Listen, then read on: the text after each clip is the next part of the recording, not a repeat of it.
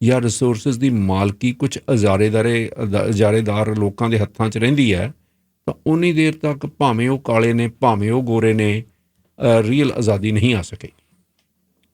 ਔਰ ਉਸ ਤੋਂ ਬਾਅਦ ਜਿਹੜੇ ਹਥਿਆਰਬੰਦ ਘੋਲ ਦੇ ਵਿੱਚ ਕਹਿੰਦੇ ਆ ਕਿ ਸੁਨੇਹਾ ਬੜਾ ਪਾਵਰਫੁਲ ਸੀ। ਮੋਹਨਦਾਸ ਕਰਮਚੰਦ ਗਾਂਧੀ ਅਤੇ ਪੰਡਿਤ ਜਵਾਹਰ ਲਾਲ ਨਹਿਰੂ ਅਤੇ ਹੋਰ ਬਹੁਤ ਸਾਰੇ ਲੋਕ ਸਨ ਜਿਹੜੇ ਕਾਂਗਰਸ ਦੇ ਵਿੱਚ ਹੀ ਰਹੇ ਅਤੇ ਉਹਨਾਂ ਨੇ ਵੀ ਆਜ਼ਾਦੀ ਲਈ ਆਪਣਾ ਘੋਲ ਚਾਲੂ ਰੱਖਿਆ। ਲੇਕਿਨ ਕਈ ਵਾਰੀ ਇਹਨਾਂ ਦੀਆਂ ਜਿਹੜੀਆਂ ਪੋਲਿਸੀਜ਼ ਜਾਂ ਵਿਚਾਰਧਾਰਾ ਇੱਕ ਦੂਜੇ ਦੇ ਬਿਲਕੁਲ ਵਿਪਰੀਤ ਹੁੰਦੀ ਚਲੀ ਗਈ, ਜਿਸ ਦੇ ਵਿੱਚ ਭਗਤ ਸਿੰਘ ਹੋਰਾਂ ਦਾ ਫਿਰ ਰਸਤਾ ਟੋਟਲੀ ਵੱਖਰਾ ਹੋ ਗਿਆ ਸੀ।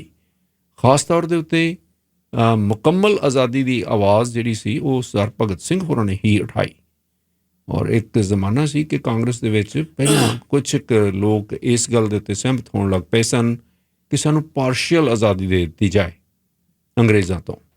ਲੇਕਿਨ ਸ਼ਹੀਦ ਭਗਤ ਸਿੰਘ ਹੋਰਾਂ ਨੇ ਔਰ ਉਹਨਾਂ ਦੇ ਸਾਥੀਆਂ ਨੇ, ਰਾਜਗੁਰੂ ਸੁਖਦੇਵ ਅਤੇ ਹੋਰ ਉਹਨਾਂ ਦੇ ਜਿਹੜੇ ਸਾਥੀ ਸਨ ਉਸ ਸਮੇਂ, ਉਹਨਾਂ ਨੇ ਇਹ ਗੱਲ ਲਕੀਰ ਖਿੱਚ ਕੇ ਸਪਸ਼ਟ ਕਰ ਦਿੱਤੀ ਸੀ ਕਿ ਅਸੀਂ ਮੁਕੰਮਲ ਆਜ਼ਾਦੀ ਚਾਹੁੰਦੇ ਹਾਂ।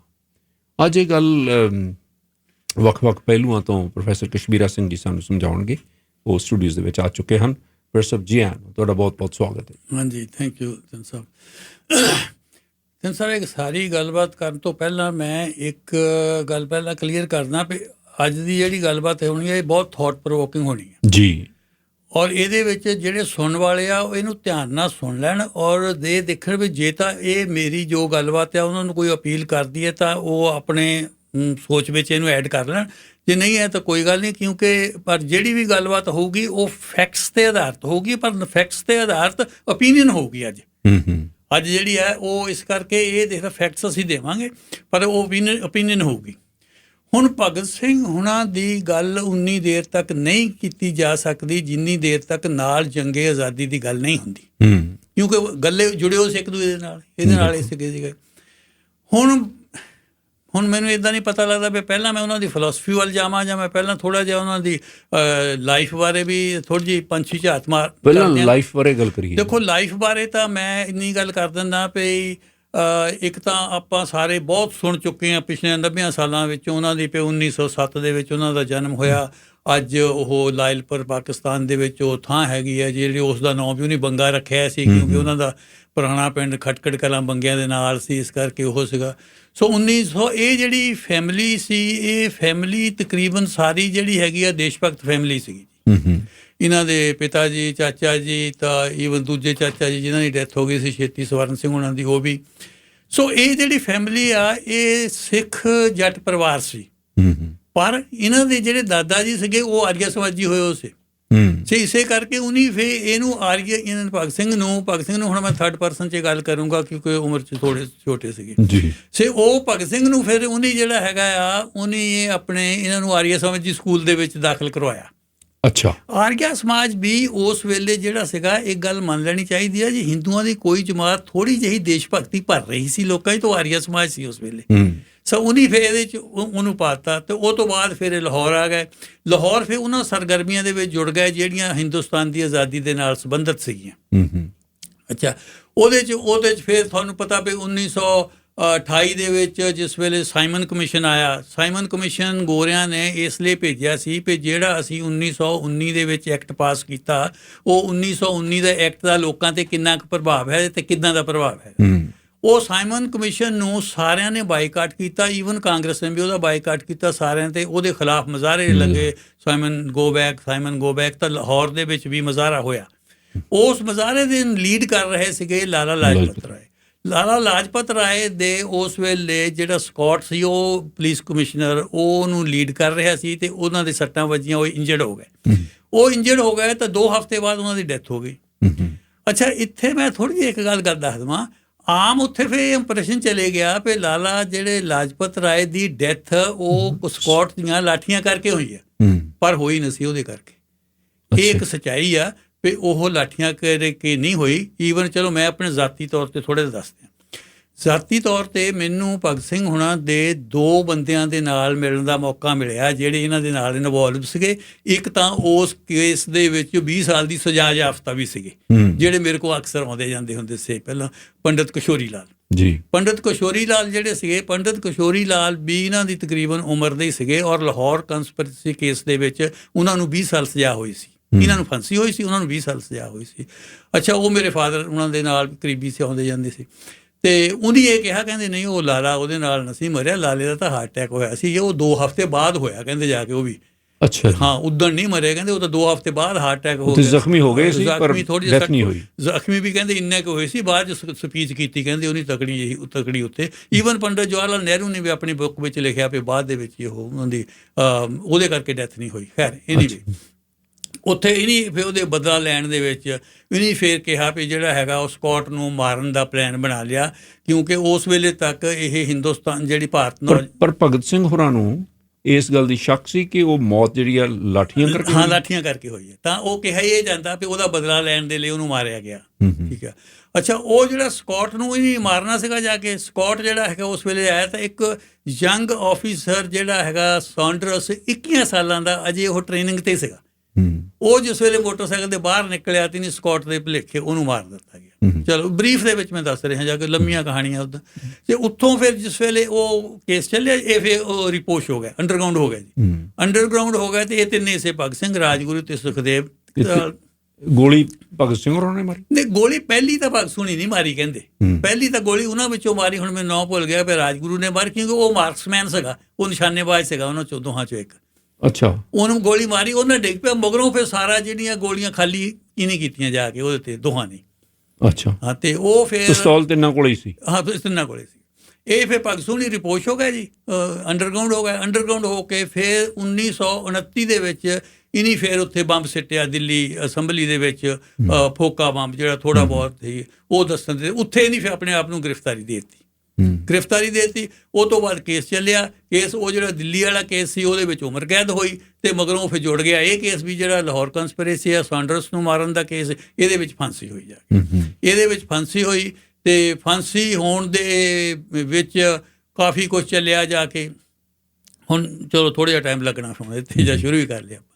ਜਿਸ ਵੇਲੇ ਫਾਂਸੀ ਹੁੰਦੀ ਆ ਜੀ, ਫਾਂਸੀ ਹੋਣ ਤੋਂ ਬਾਅਦ ਮੁਲਕ ਦੇ ਵਿੱਚ ਭਗਤ ਸਿੰਘ ਜਿਹੜੇ ਹੈਗੇ ਆ ਇਹ ਬਹੁਤ ਪੋਪੂਲਰ ਹੋ ਗਏ, ਬਹੁਤ ਪੋਪੂਲਰ ਹੋ ਗਏ। ਜਦੋਂ ਮੁਕੱਦਮਾ ਚੱਲਿਆ, ਜਿੰਨਾ ਚਿਰ ਮੁਕੱਦਮਾ ਚੱਲਦਾ ਰਿਹਾ, ਮੁਕੱਦਮੇ ਨੂੰ ਬੜੀ ਪਬਲਿਸਿਟੀ ਵੀ ਮਿਲੀ, ਔਰ ਮੁਕੱਦਮਾ ਜਿਹੜਾ ਹੈਗਾ ਇੰਨਾ ਚੱਲਿਆ ਪਈ ਸਾਰੇ ਹਿੰਦੁਸਤਾਨ ਦੇ ਵਿੱਚ ਭਗਤ ਸਿੰਘ ਹੋ ਗਏ, ਔਰ ਡਿਮਾਂਡ ਉੱਠਣ ਲੱਗ ਪਈ ਵੀ ਭਗਤ ਸਿੰਘ ਦੀ ਜਿਹੜੀ ਹੈਗੀ ਫਾਂਸੀ ਤੋਂ ਬਾਅਦ ਵੀ ਫਾਂਸੀ ਜਿਹੜੀ ਹੈਗੀ ਰੁਕਵਾਈ ਜਾਵੇ, ਕਿਸੇ ਨਾ ਕਿਸੇ ਤਰ੍ਹਾਂ ਫਾਂਸੀ ਰੁਕਵਾਈ ਜਾਵੇ।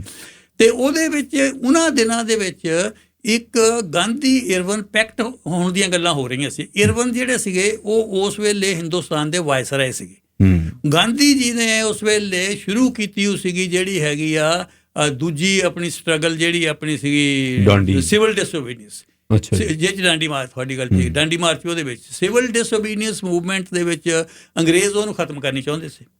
ਉਹ ਜਿਹੜੀ ਖਤਮ ਕਰਨੀ ਚਾਹੁੰਦੇ ਸੀਗੇ ਤਾਂ ਉਹਦੇ ਵਿੱਚ ਉਹ ਗਾਂਧੀ ਇਰਵਨ ਪੈਕਟ ਹੋਣ ਲੱਗਾ ਸੀ ਇੱਕ ਗੋਲ ਮੇਜ਼ ਕਾਨਫਰੰਸ। ਹਾਂ, ਉਹ ਗਾਂਧੀ ਇਰਵਨ ਜਿਹੜਾ ਪੈਕਟ ਸੀਗਾ ਉਹਦੇ ਵਿੱਚ ਉਹ ਡਿਮਾਂਡਸ ਸੀਗੀਆਂ, ਕਾਫੀ ਡਿਮਾਂਡਸ ਉਹਦੇ ਵਿੱਚ ਇਹ ਵੀ ਸੀ ਇੱਦਾਂ ਦੇ ਪ੍ਰੈਜ਼ੀਡੈਂਟ ਨੂੰ ਰਿਹਾ ਕੀਤਾ ਜਾਵੇ, ਸਾਲਟ ਟੈਕਸ ਕੀਤਾ ਜਾਵੇ, ਤੇ ਉਹ ਜਿਹੜੇ ਸੱਤਿਆਗ੍ਰਹੀਆਂ ਦੀਆਂ ਜਾਇਦਾਦਾਂ ਵਾਪਸ ਦਿੱਤੀਆਂ ਜਾਣ, ਇੱਦਾਂ ਦੀਆਂ 12-13 ਸ਼ਰਤਾਂ ਸੀਗੀਆਂ। ਉੱਥੇ ਡਿਮਾਂਡ ਉੱਠੀ ਵੀ ਉਹਦੇ ਵਿੱਚ ਇੱਕ ਸ਼ਰਤ ਤੁਸੀਂ ਇਹ ਪਾਓ ਵੀ ਭਗਤ ਸਿੰਘ ਨੂੰ ਰਿਹਾ ਕੀਤਾ ਜਾਵੇ। ਅੱਛਾ, ਇੰਡੀਅਨ ਨੈਸ਼ਨਲ ਨਹਿਰੂ, ਪੰਡਿਤ ਨਹਿਰੂ ਜਿਹੜੇ ਹੈਗੇ ਉਹ ਇਹਨਾਂ ਨੂੰ ਜੇਲ੍ਹ 'ਚ ਮਿਲੇ ਆ ਕੇ ਪਹਿਲਾਂ ਭਗਤ ਸਿੰਘ ਨੂੰ ਮਿਲੇ ਜਾ ਕੇ। ਭਗਤ ਸਿੰਘ ਦੇ ਹੱਕ ਵਿੱਚ ਕਾਫੀ ਕੁਝ ਲਿਖਿਆ ਵੀ ਉਹਨੇ, ਇਹ ਜਿਹੜਾ ਗਲਤ ਇੰਪਰੈਸ਼ਨ ਵੀ ਕਈ ਵਾਰ ਹੈਗਾ ਵੀ ਉਹਨੇ ਨਹੀਂ ਕੀਤਾ, ਇੱਦਾਂ ਨਹੀਂ ਹੋਈ ਹੈ। ਇੰਡੀਅਨ ਕਾਂਗਰਸ ਦੇ, ਨੈਸ਼ਨਲ ਕਾਂਗਰਸ ਦੇ ਬੰਦਿਆਂ ਨੇ ਕਾਫੀ ਭਗਤ ਸਿੰਘ ਦੇ ਹੱਕ ਵਿੱਚ ਗੱਲਾਂ ਵੀ ਹੋਈਆਂ ਔਰ ਲਿਖਿਆ। ਕਿਉਂਕਿ ਭਗਤ ਸਿੰਘ ਵੀ ਪਹਿਲਾਂ ਇੰਡੀਅਨ ਨੈਸ਼ਨਲ ਕਾਂਗਰਸ ਦੇ ਹੀ ਮੈਂਬਰ ਰਹੇ ਸੀ। ਭਗਤ ਸਿੰਘ ਹੁਣੀ ਆਪਣੀ ਨੌਜਵਾਨ ਸਭਾ ਬਣਾਈ, ਉਹ ਤੋਂ ਬਾਅਦ ਹਿੰਦੁਸਤਾਨ ਸੋਸ਼ਲਿਸਟ ਰਿਪਬਲਿਕ ਐਸੋਸੀਏਸ਼ਨ ਜਿਹੜੀ ਆ ਉਹ ਬਣਾਈ। ਕਾਂਗਰਸ ਦਾ ਇੱਕ ਜਮਾਤ ਸੀ। ਦੇਖੋ ਉਸ ਵੇਲੇ ਹਿੰਦੁਸਤਾਨ ਦੀ ਜਿਹੜੀ ਜੰਗੇ ਆਜ਼ਾਦੀ ਦਾ ਮੇਨ ਸਟਰੀਮ ਸੀ ਉਹ ਕਾਂਗਰਸ ਦੇ ਹੱਥ ਵਿੱਚ ਸੀ, ਕਾਂਗਰਸ ਲੀਡ ਕਰ ਰਹੀ ਸੀ ਉਸ ਵੇਲੇ, ਤੇ ਵੱਡਾ ਜਿਹੜੀ ਸੀ ਉਹ ਗਾਂਧੀ ਦੇ ਹੱਥ ਵਿੱਚ ਸੀ ਉਸ ਵੇਲੇ। ਅੱਛਾ, ਕਿਸੇ ਜ਼ਮਾਨੇ ਦੇ ਵਿੱਚ ਸਰ ਭਗਤ ਸਿੰਘ ਉਸੇ ਕਾਂਗਰਸ ਦੇ ਮੈਂਬਰ ਰਹੇ ਆ ਜਿਸ ਦੇ ਮੋਹਨਦਾਸ ਕਰਮਚੰਦ ਗਾਂਧੀ ਇੰਚਾਰਜ ਸੀ? ਮੇਰਾ ਖਿਆਲ ਨਹੀਂ। ਅੱਛਾ, ਮੇਰਾ ਖਿਆਲ ਨਹੀਂ ਹੈ, ਪਰ ਮੈਂ ਇਹ ਤੇ ਸਰਟਨਟੀ ਨਾਲ ਕਹਿ ਸਕਦਾ, ਪਰ ਮੇਰੇ ਖਿਆਲ 'ਚ ਨਹੀਂ ਜਾ ਗਈ। ਅੱਛਾ, ਹਾਂਜੀ। ਅੱਛਾ, ਉੱਥੋਂ ਜਿਸ ਵੇਲੇ ਹੈਗਾ ਜੀ ਉਹ ਗਾਂਧੀ ਇਰਵਨ, ਉੱਥੇ ਡਿਮਾਂਡ ਉੱਠੀ ਵੀ ਗਾਂਧੀ ਇਰਵਨ ਪੈਕਟ ਦੇ ਵਿੱਚ ਇਹ ਇੱਕ ਧਾਰਾ ਪਾਈ ਜਾਵੇ ਵੀ ਭਗਤ ਸਿੰਘ ਨੂੰ ਤੇ ਉਹਦੇ ਸਾਥੀਆਂ ਨੂੰ ਰਿਹਾ ਕੀਤਾ ਜਾਵੇ। ਜੇ ਗਾਂਧੀ ਨੇ ਉੱਥੇ ਅਪੀਲ ਕੀਤੀ ਜਾ ਕੇ ਵੀ ਭਗਤ ਸਿੰਘ ਨੂੰ ਰਿਹਾ ਕਰ ਦਿੱਤਾ ਜਾਵੇ, ਜੇ ਤੁਸੀਂ ਰਿਹਾ ਕਰ ਦਓਗੇ ਜਾ ਕੇ ਤਾਂ ਤੁਸੀਂ ਹਿੰਦੁਸਤਾਨ ਦੇ ਲੋਕਾਂ ਦੀ ਗੁੱਡਵਿਲ ਜਿੱਤ ਲਓਗੇ। ਇਹ ਗਾਂਧੀ ਦਾ ਬਿਆਨ ਸੀ। ਪਰ ਉਹ ਪੈਕਟ ਦੇ ਵਿੱਚ ਇੱਕ ਮੰਗ ਦੇ ਤੌਰ ਤੇ ਲਿਖਤਾ ਸੀ ਉਹਨਾਂ ਨੇ? ਨਹੀਂ, ਮੰਗ ਦੇ ਤੌਰ ਤੇ ਨਹੀਂ ਲਿਖਿਆ ਜੀ। ਜਿਹੜਾ ਰੌਲਾ ਸੀਗਾ, ਰੌਲਾ ਇਸੇ ਗੱਲ ਦਾ ਜਿਹੜੀ ਤੁਸੀਂ ਕਹਿ ਰਹੇ ਆ। ਉਹ ਕਹਿੰਦੇ ਸੀ ਵੀ ਗਾਂਧੀ ਇਰਵਨ ਪੈਕਟ ਉਹ ਪਾਸ ਤਾਂ ਹੋਊਗਾ ਜੇ ਇਹ ਸ਼ਰਤ ਵੀ ਵਿੱਚ ਹੋਵੇ। ਜਿਹੜੇ ਇਸ ਕਿਸਮ ਦੇ ਸੋਚਣ ਵਾਲੇ ਸੀਗੇ, ਗਾਂਧੀ ਦਾ ਸਟੈਂਡ ਉਸ ਵੇਲੇ ਇਹ ਸੀਗਾ, ਗਾਂਧੀ ਆ ਵੀ ਕਿਉਂਕਿ ਮੈਂ ਨਾਨ ਵਾਇਲੈਂਸ ਦਾ ਬੰਦਾ ਆ, ਮੈਂ ਜਿਹੜਾ ਹੈਗਾ ਆ ਕਿਸੇ ਕਿਸਮ ਦੇ ਵੀ ਕਤਲ ਦੀ ਪ੍ਰਮੋਟ ਨਹੀਂ ਕਰ ਸਕਦਾ। ਇਸ ਕਰਕੇ ਕਿਉਂਕਿ ਇਹ ਕੇਸ ਇੱਕ ਯੰਗ ਆਫੀਸਰ ਦੇ ਕਤਲ ਦਾ ਕੇਸ ਹੈ, ਇਹਨੂੰ ਮੈਂ ਵਿੱਚ ਨਹੀਂ ਪਾ ਸਕਦਾ। ਉਹਦੇ ਵਿੱਚ ਉੱਦਾਂ ਮੈਂ ਅਪੀਲ ਕਰ ਸਕਦਾ, ਪਰ ਮੈਂ ਉਹਨੂੰ ਪਾਰਟ ਨਹੀਂ ਬਣਾ ਸਕਦਾ। ਉਹਨੂੰ ਪਾਰਟ ਬਣਾਇਆ ਨਹੀਂ ਉਹਨੂੰ ਜਾ ਕੇ। ਅੱਛਾ, ਇੱਕ ਗੱਲ ਉਹਦੇ ਵਿੱਚ ਹੋਰ ਨੋਟ ਕਰਨ ਵਾਲੀ ਆ ਵੀ ਉਹ ਜਿਸ ਵੇਲੇ ਗੱਲ ਹੁੰਦੀ ਵੀ ਸੀ, ਉਸ ਵੇਲੇ ਭਗਤ ਸਿੰਘ ਉਹਨਾਂ ਦੀ ਕੰਪਲੀਟ ਰਿਹਾਈ ਦੀ ਗੱਲ ਨਹੀਂ ਹੁੰਦੀ ਹੈ, ਔਰ ਈਵਨ ਉਹਨਾਂ ਦੀ ਜਿਹੜੀ ਡੈਥ ਸੈਂਟੈਂਸ ਸੀ ਉਹਦੀ ਕਮਿਊਟੇਸ਼ਨ ਦੀ ਵੀ ਨਾ ਸੀ ਗੱਲ ਹੁੰਦੀ ਪਈ। ਇਹ ਡੈਥ ਸੈਂਟੈਂਸ ਨੂੰ ਤੁਸੀਂ ਉਮਰ ਕੈਦ ਦੇ ਵਿੱਚ ਬਦਲ ਦਿਓ, ਇਹਦੀ ਜਾਂ ਪੋਸਟਪੋਨਮੈਂਟ ਦੀ ਗੱਲ ਹੁੰਦੀ ਸੀ ਜਾਂ ਸਸਪੈਂਸ਼ਨ ਦੀ ਗੱਲ ਹੁੰਦੀ ਸੀ। ਗੋਰਿਆਂ ਦੇ ਲਾਰਡ ਇਰਵਨ ਨੇ ਵੀ ਜਿਹੜੀ ਚਿੱਠੀ ਲਿਖੀ ਉੱਥੇ ਗਾਹਾਂ ਸੈਕਟਰੀ ਆਫ ਸਟੇਟ ਨੂੰ ਉੱਥੇ ਲੰਡਨ ਦੇ ਵਿੱਚ, ਉਹ 'ਚ ਇਹੀ ਲਿਖਦਾ ਵੀ ਉਹ ਕਮਿਊਟੇਸ਼ਨ ਤਾਂ ਆਊਟ ਆਫ ਕੁਐਸਚਨ ਹੈ। ਠੀਕ ਹੈ ਨਾ, ਗੱਲ ਸਿਰਫ ਇਹਦੀ ਹੋ ਰਹੀ ਆ, ਪਰ ਉਹ ਨਹੀਂ, ਗਾਂਧੀ ਨੇ ਉਹ ਪਾਈ ਨਹੀਂ ਉਹਦੇ ਵਿੱਚ। ਠੀਕ ਹੈ ਨਾ, ਪਰ ਇਹ ਵੀ ਗੱਲ ਕਿਸੇ ਥਾਂ ਤੇ ਹੋਈ ਆ ਉਦੋਂ ਜਦੋਂ ਉਹ ਇਰਵਨ ਨੂੰ ਮਿਲੇ ਆ ਕਿ ਜੇ ਹੁਣ ਤੁਸੀਂ ਫਾਂਸੀ ਦੇਣੀ ਹੋਈ ਆ ਤਾਂ ਫਿਰ ਫਲਾਂ ਡੇਟ ਤੋਂ ਪਹਿਲਾਂ ਦੇ ਦਿੱਤੀ ਜਾਏ। ਨਹੀਂ, ਇੱਦਾਂ ਜਿਹੜੀ ਹੈ ਕੋਈ ਰੈਕਡ ਦੇ ਵਿੱਚ ਤਾਂ ਨਹੀਂ ਕੋਈ ਇੱਦਾਂ ਦੀ ਗੱਲ ਆਉਂਦੀ ਜਿਹਦੇ ਵਿੱਚ ਕੋਈ ਲਿਖਤੀ ਰੂਪ ਦੇ ਵਿੱਚ ਕੋਈ ਇੱਦਾਂ ਦੀ ਗੱਲ ਹੋਵੇ। ਕਿਉਂਕਿ ਇਹ ਜਿਹੜੀ ਗਾਂਧੀ ਇਰਵਨ ਪੈਕਟ ਸਾਹਿਬ ਸਾਈਨ ਹੁੰਦਾ 5 ਮਾਰਚ 1931 ਨੂੰ। ਇਹਨਾਂ ਨੂੰ ਫਾਂਸੀ ਹੁੰਦੀ ਹੈ 23 ਮਾਰਚ। ਉਹ ਗਾਂਧੀ ਇਰਵਨ ਪੈਕਟ ਤੋਂ ਬਾਅਦ ਹੁੰਦੀ ਆ ਫਾਂਸੀ, ਪਹਿਲਾਂ ਨਹੀਂ ਹੁੰਦੀ ਹੈ, ਬਾਅਦ 'ਚ ਹੁੰਦੀ ਹੈ ਫਾਂਸੀ। ਅੱਛਾ, ਉਹ ਜਿਹੜਾ ਹੈਗਾ ਜੀ, ਖੈਰ ਐਨੀਵੇ, ਉਹ ਜਿਹੜਾ ਗਾਂਧੀ ਇਰਵਨ ਪੈਕਟ ਜਿਹੜਾ ਹੈਗਾ ਪਾਸ ਹੋ ਜਾਂਦਾ ਤੇ ਭਗਤ ਸਿੰਘ ਉਹਨਾਂ ਨੂੰ ਜਿਹੜੀ ਹੈਗੀ ਆ ਉਹ 23 ਮਾਰਚ ਨੂੰ ਜਾ ਕੇ ਫਾਂਸੀ ਹੁੰਦੀ ਹੈ। ਹੁਣ ਆਪਾਂ ਦੇ ਲਈ ਗਾਹਾਂ ਆਪਾਂ ਕੁਐਸਚਨ ਹੋਣਾ ਜਾ ਕੇ ਜਿਹੜਾ ਉਹ ਡੀਲ ਕਰਾਂਗੇ ਵੀ ਕਿਹਦਾ ਜੰਗੇ ਆਜ਼ਾਦੀ ਦੇ ਵਿੱਚ ਕਿਹਦਾ ਰੋਲ ਕਿੱਦਾਂ ਹੈਗਾ ਔਰ ਕੀ ਰੋਲ ਹੈ। ਖੈਰ ਐਨੀਵੇ, ਉਹਨਾਂ ਨੂੰ ਸਿੰਧ ਸਾਹਿਬ 23 ਅੱਜ ਦੇ ਦਿਨ ਜਿਹੜਾ ਹੈਗਾ 23 ਮਾਰਚ 1931 ਨੂੰ, ਜਿਹੜਾ ਕਿ ਅਜੇ ਉਹਨੇ 24 ਸਾਲ ਪੂਰੇ ਨਹੀਂ ਕੀਤੇ, 23 ਸਾਲ ਦੇ ਸੀਗੇ, ਇਹਨਾਂ ਤਿੰਨਾਂ ਨੂੰ ਫਾਂਸੀ ਦੇ ਦਿੱਤੀ ਗਈ। ਔਰ ਜਿੱਥੇ ਤੱਕ ਰਿਕਾਰਡ ਦੀ ਗੱਲ ਆ ਉੱਥੇ ਤੱਕ ਇਹ ਆ ਵੀ ਸਾਡੇ ਕੋਲ ਹੈਗੇ ਵੀ ਇਹ ਬਹੁਤ ਬਹਾਦਰੀ ਦੇ ਨਾਲ ਆਖਰੀ ਟਾਈਮ ਦੇ ਵਿੱਚ ਜਿਹੜਾ ਹੈਗਾ ਆਪਣੇ ਫਾਂਸੀ ਲਈ, ਦਲੇਰੀ ਦੇ ਨਾਲ ਫਾਂਸੀ ਲਈ। ਔਰ ਇੱਥੇ ਮੈਂ ਇਹ ਨੋਟ ਕਰਦਾ ਵੀ ਇਹ ਕਾਫੀ ਬੰਦਿਆਂ ਦੇ ਮੈਂ ਤੇ ਪੜ੍ਹਿਆ ਜੀ ਜਾ ਕੇ ਵੀ ਜਿਸ ਵੇਲੇ ਲਾਸਟ ਟਾਈਮ ਫਾਂਸੀ ਵੱਲ ਨੂੰ ਲਿਜਾਂਦੇ ਆ, ਬਹੁਤ ਬੜੇ ਬੜੇ ਡੋਲ ਦਿੰਦੇ ਆ ਉਸ ਵੇਲੇ, ਜਿਸ ਵੇਲੇ ਸੈੱਲ ਚੋਂ ਕੱਢ ਕੇ ਉੱਥੇ ਤੱਕ ਲਿਜਾਂਦੇ ਆ। ਔਰ ਹੁਣ ਇੱਕ ਬੰਦੇ ਦਾ ਮੈਂ ਨਾਂ ਨਹੀਂ ਲੈਣਾ, ਬਹੁਤ ਵੱਡਾ ਪੋਲੀਟੀਕਲ ਲੀਡਰ ਸੀਗਾ ਉਹ, ਜਾ ਕੇ ਉਹਨੂੰ ਫਾਂਸੀ ਦਿੱਤੀ ਗਈ ਤਾਂ ਉਹ ਚੱਕ ਕੇ ਮੰਜੇ ਤੇ ਪਾ ਕੇ ਉੱਥੇ ਤੱਕ ਲਗਾਏ, ਜਾ ਕੇ ਤੁਰ ਨਹੀਂ ਹੋਇਆ ਉਹ ਤੋਂ ਜਾ ਕੇ। ਪਰ ਇਹ ਤਿੰਨੇ ਹੀ ਬੰਦੇ ਐਨ ਨਾਰੇ ਮਾਰਦੇ ਗਏ ਔਰ ਬੜੀ ਬਹਾਦਰੀ ਦੇ ਨਾਲ ਇਨਕਲਾਬ ਜ਼ਿੰਦਾਬਾਦ ਨੇ ਕੀਤਾ। ਹਾਂ ਸਰ, ਤੁਸੀਂ ਦੱਸ ਰਹੇ ਸੀ ਉਹਨਾਂ ਦੀ ਜ਼ਿੰਦਗੀਆਂ ਦੇ ਬਾਰੇ 'ਚ। ਹਾਂਜੀ, ਹੁਣ ਤਿੰਨ ਸਭ ਵੀ ਹੁਣ ਜਿਹੜੀ ਗੱਲ ਆਪਣੇ ਹੋਣ ਲੱਗੀ ਆ, ਇਹਨੂੰ ਬਹੁਤ ਧਿਆਨ ਦੇ ਨਾਲ ਸੁਣਨ ਵਾਲੀ ਗੱਲ ਹੈ ਜਾ ਕੇ। ਅੱਛਾ ਤਿੰਨ ਸਾਹਿਬ, ਪਹਿਲਾਂ ਮੈਂ ਅੱਗੇ ਵੀ ਇਹ ਗੱਲ ਕਹਿੰਦਾ ਰਿਹਾ ਤੇ ਹੁਣ ਵੀ ਕਹਿ ਰਿਹਾ ਵੀ ਜਦੋਂ ਵੀ ਕਿਸੇ ਇਤਿਹਾਸਕ ਪਰਸਨੈਲਿਟੀ ਦਾ ਲੇਖਾ ਜੋਖਾ ਕਰਨਾ ਹੋਵੇ ਤਾਂ ਉਹਨੂੰ ਉਹਦੇ ਵਕਤ ਦੇ ਵਿੱਚ ਰੱਖ ਕੇ ਉਹਦਾ ਅਧਿਐਨ ਕੀਤਾ ਜਾਵੇ, ਨਾ ਕਿ ਅੱਜ ਦੇ ਵਕਤ ਦੇ ਵਿੱਚ ਰੱਖ ਕੇ। ਉਸ ਵੇਲੇ ਦੇਖਿਆ ਜਾਵੇ ਉਸ ਵੇਲੇ ਪਰਿਸਥਿਤੀਆਂ ਕੀ ਸੀ, ਰੀਜ਼ਨ ਕੀ ਸੀ ਔਰ ਕਿਉਂ ਉਹ ਲਾਈਨ ਲਈ ਗਈ ਜਾ ਕੇ, ਉਹ ਉਸ ਵੇਲੇ ਕੀ ਸੀ। ਹੁਣ ਇਸੇ ਸੰਬੰਧ ਦੇ ਵਿੱਚ ਜਿੱਦਾਂ ਟਾਈਮ ਬਦਲਦਾ ਉੱਦਾਂ ਯੁੱਧ ਨੀਤੀ ਬਦਲਦੀ ਆ, ਜਿੱਦਾਂ ਹਾਲਾਤ ਬਦਲਦੇ ਆ ਉੱਦਾਂ ਹੀ ਸੋਚ ਬਦਲਦੀ ਆ। ਸੋ ਇਸੇ ਲਾਈਟ ਦੇ ਵਿੱਚ ਅਸੀਂ ਦੇਖਾਂਗੇ, ਕਿਉਂਕਿ ਮੈਂ ਸਿੱਖ ਇਤਿਹਾਸ ਜਿਹੜਾ ਹੈਗਾ ਪੜ੍ਹਾਉਂਦਾ ਰਿਹਾ ਔਰ ਉਹਦੇ ਵਿੱਚ ਮੈਂ ਐਨ ਦੇਖਦਾ ਰਿਹਾ ਵੀ ਕਿੱਦਾਂ ਤੇਰਾ ਭਾਣਾ ਮੀਠਾ ਲਾਗੇ ਤੋਂ ਲੈ ਕੇ ਜਬੀ ਬਾਣ ਲਾਗੇ ਤਬੀਰੋ ਤੱਕ ਮੂਵਮੈਂਟ ਕਿੱਦਾਂ ਗਈ, ਕਿੱਦਾਂ ਜਿੱਦਾਂ ਹਾਲਾਤ ਬਦਲਦੇ ਗਏ ਉੱਦਾਂ ਜਿਹੜੀਆਂ ਹੈਗੇ ਯੁੱਧ ਨੀਤੀਆਂ ਬਦਲਦੀਆਂ ਗਈਆਂ। ਸੋ ਇਸੇ ਲਾਈਟ ਦੇ ਵਿੱਚ ਆਪਾਂ ਇਹ ਦੇਖਾਂਗੇ ਵੀ ਜਿਹੜੀ ਭਗਤ ਸਿੰਘ ਹੁਣਾਂ ਦੀ ਸੋਚ ਸੀਗੀ, ਦੇਖੋ ਜੇ ਮੇਰਾ ਪਰਸਨਲ ਦੇਖਿਆ ਜਾਵੇ, ਮੈਂ ਤਾਂ ਹਰ ਕਿਸਮ ਕਿਲਿੰਗ ਦੇ ਹੱਕ ਵਿੱਚ ਨਹੀਂ ਹੈ, ਪਰ ਇੱਥੇ ਸਵਾਲ ਮੇਰੇ ਹੱਕ 'ਚ ਹੋਣ ਜਾਂ ਖਿਲਾਫ ਹੋਣ ਦਾ ਨਹੀਂ ਹੈ। ਇੱਥੇ ਇਹ ਦੇਖਣਾ ਵੀ ਉਹਨਾਂ ਦੀ ਜਿਹੜੀ ਫਿਲਾਸਫੀ ਸੀ ਕੀ ਉਹ ਸਮੇਂ ਦੇ ਅਨੁਕੂਲ ਸੀਗੀ ਜਾਂ ਨਹੀਂ ਸੀਗੀ ਉਸ ਇੱਕ ਤਾਂ ਪਹਿਲੀ ਗੱਲ ਇਹ ਹੈ ਜਾ ਕੇ। ਹੁਣ ਜਿਸ ਵੇਲੇ ਭਗਤ ਸਿੰਘ ਹੁਣੀ ਕਿਉਂ ਇਹ ਲਾਈਨ ਜਿਹੜੀ ਉਹਨੇ ਲਈ ਸਾਰਿਆਂ ਨੂੰ ਪਤਾ, ਉੱਤੇ ਮੈਨੂੰ ਜਾ ਕੇ ਵਿਸਤਾਰ ਕਰਨ ਦੀ ਲੋੜ ਨਹੀਂ ਹੈ। ਠੀਕ ਹੈ ਨਾ, ਵੀ ਉਹ ਜਿਹੜੀ ਲਾਈਨ ਆ ਉਹ ਗਾਂਧੀ ਦੀ ਲਾਈਨ ਦੇ ਵਿਪਰੀਤ ਸੀਗੀ। ਠੀਕ ਹੈ ਨਾ, ਉਹ ਹਥਿਆਰਬੰਦ ਇਨਕਲਾਬ ਪ੍ਰਮੋਟ ਕਰਦੇ ਸੀ ਇਨੀਸ਼ੀਅਲ ਤੇ ਉੱਤੇ ਵੀ ਆਵਾਂਗੇ ਵੀ ਹਥਿਆਰਬੰਦ ਕੀ ਸਾਰੀ ਮਰਨ ਤੱਕ ਉਹ ਇਹ ਸੋਚਦੇ ਰਹੇ, ਇਹ ਦੇਖਾਂਗੇ ਆਪਾਂ। ਠੀਕ ਹੈ। ਅੱਛਾ, ਉਹਦੇ ਵਿੱਚ ਜਿਸ ਵੇਲੇ ਹੁਣ ਭਗਤ ਸਿੰਘ ਉਹਨਾਂ ਦੇ ਜਨਮ ਤੋਂ ਲੈ ਕੇ ਜੇ ਐਂਡ ਤੱਕ ਆਪਾਂ ਦੇਖੀਏ ਜਾਵੇ ਤਾਂ ਕਿਹੜੀਆਂ ਮੂਵਮੈਂਟ ਸੀ ਜਿਹਨੇ ਉਹਨਾਂ ਨੂੰ ਇਨਫਲੂਐਂਸ ਕੀਤਾ।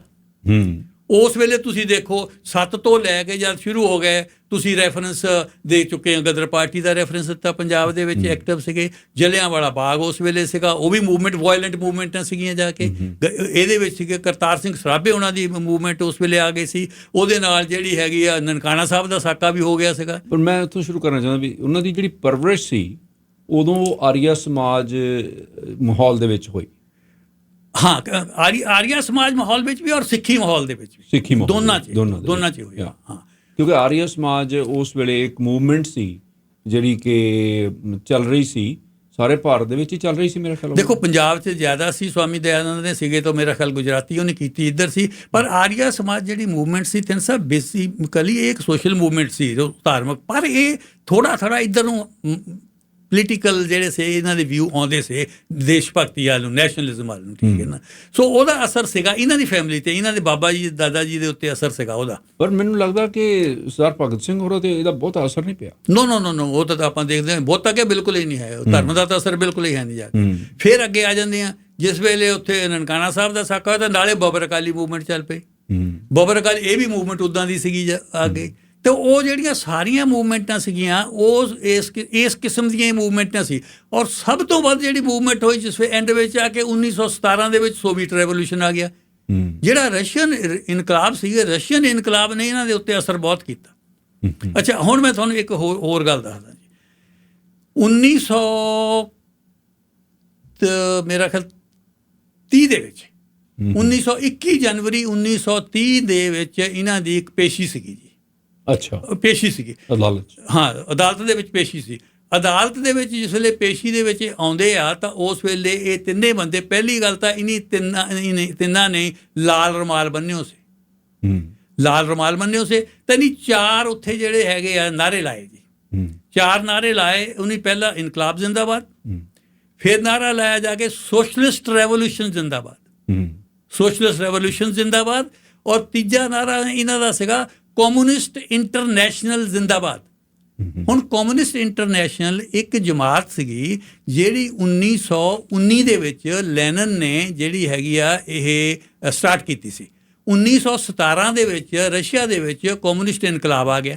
1919 ਦੇ ਵਿੱਚ ਉਹਨੇ ਕਮਿਊਨਿਸਟ ਇੰਟਰਨੈਸ਼ਨਲ ਇੱਕ ਆਰਗੇਨਾਈਜੇਸ਼ਨ ਖੜੀ ਕੀਤੀ ਜਿਹੜੀ ਸੀਗੀ ਸਾਰੀ ਦੁਨੀਆ ਦੇ ਕਮਿਊਨਿਸਟਾਂ ਦੀ ਇੱਕ ਜਮਾਤ ਬਣਾਈ ਉਹਨੇ।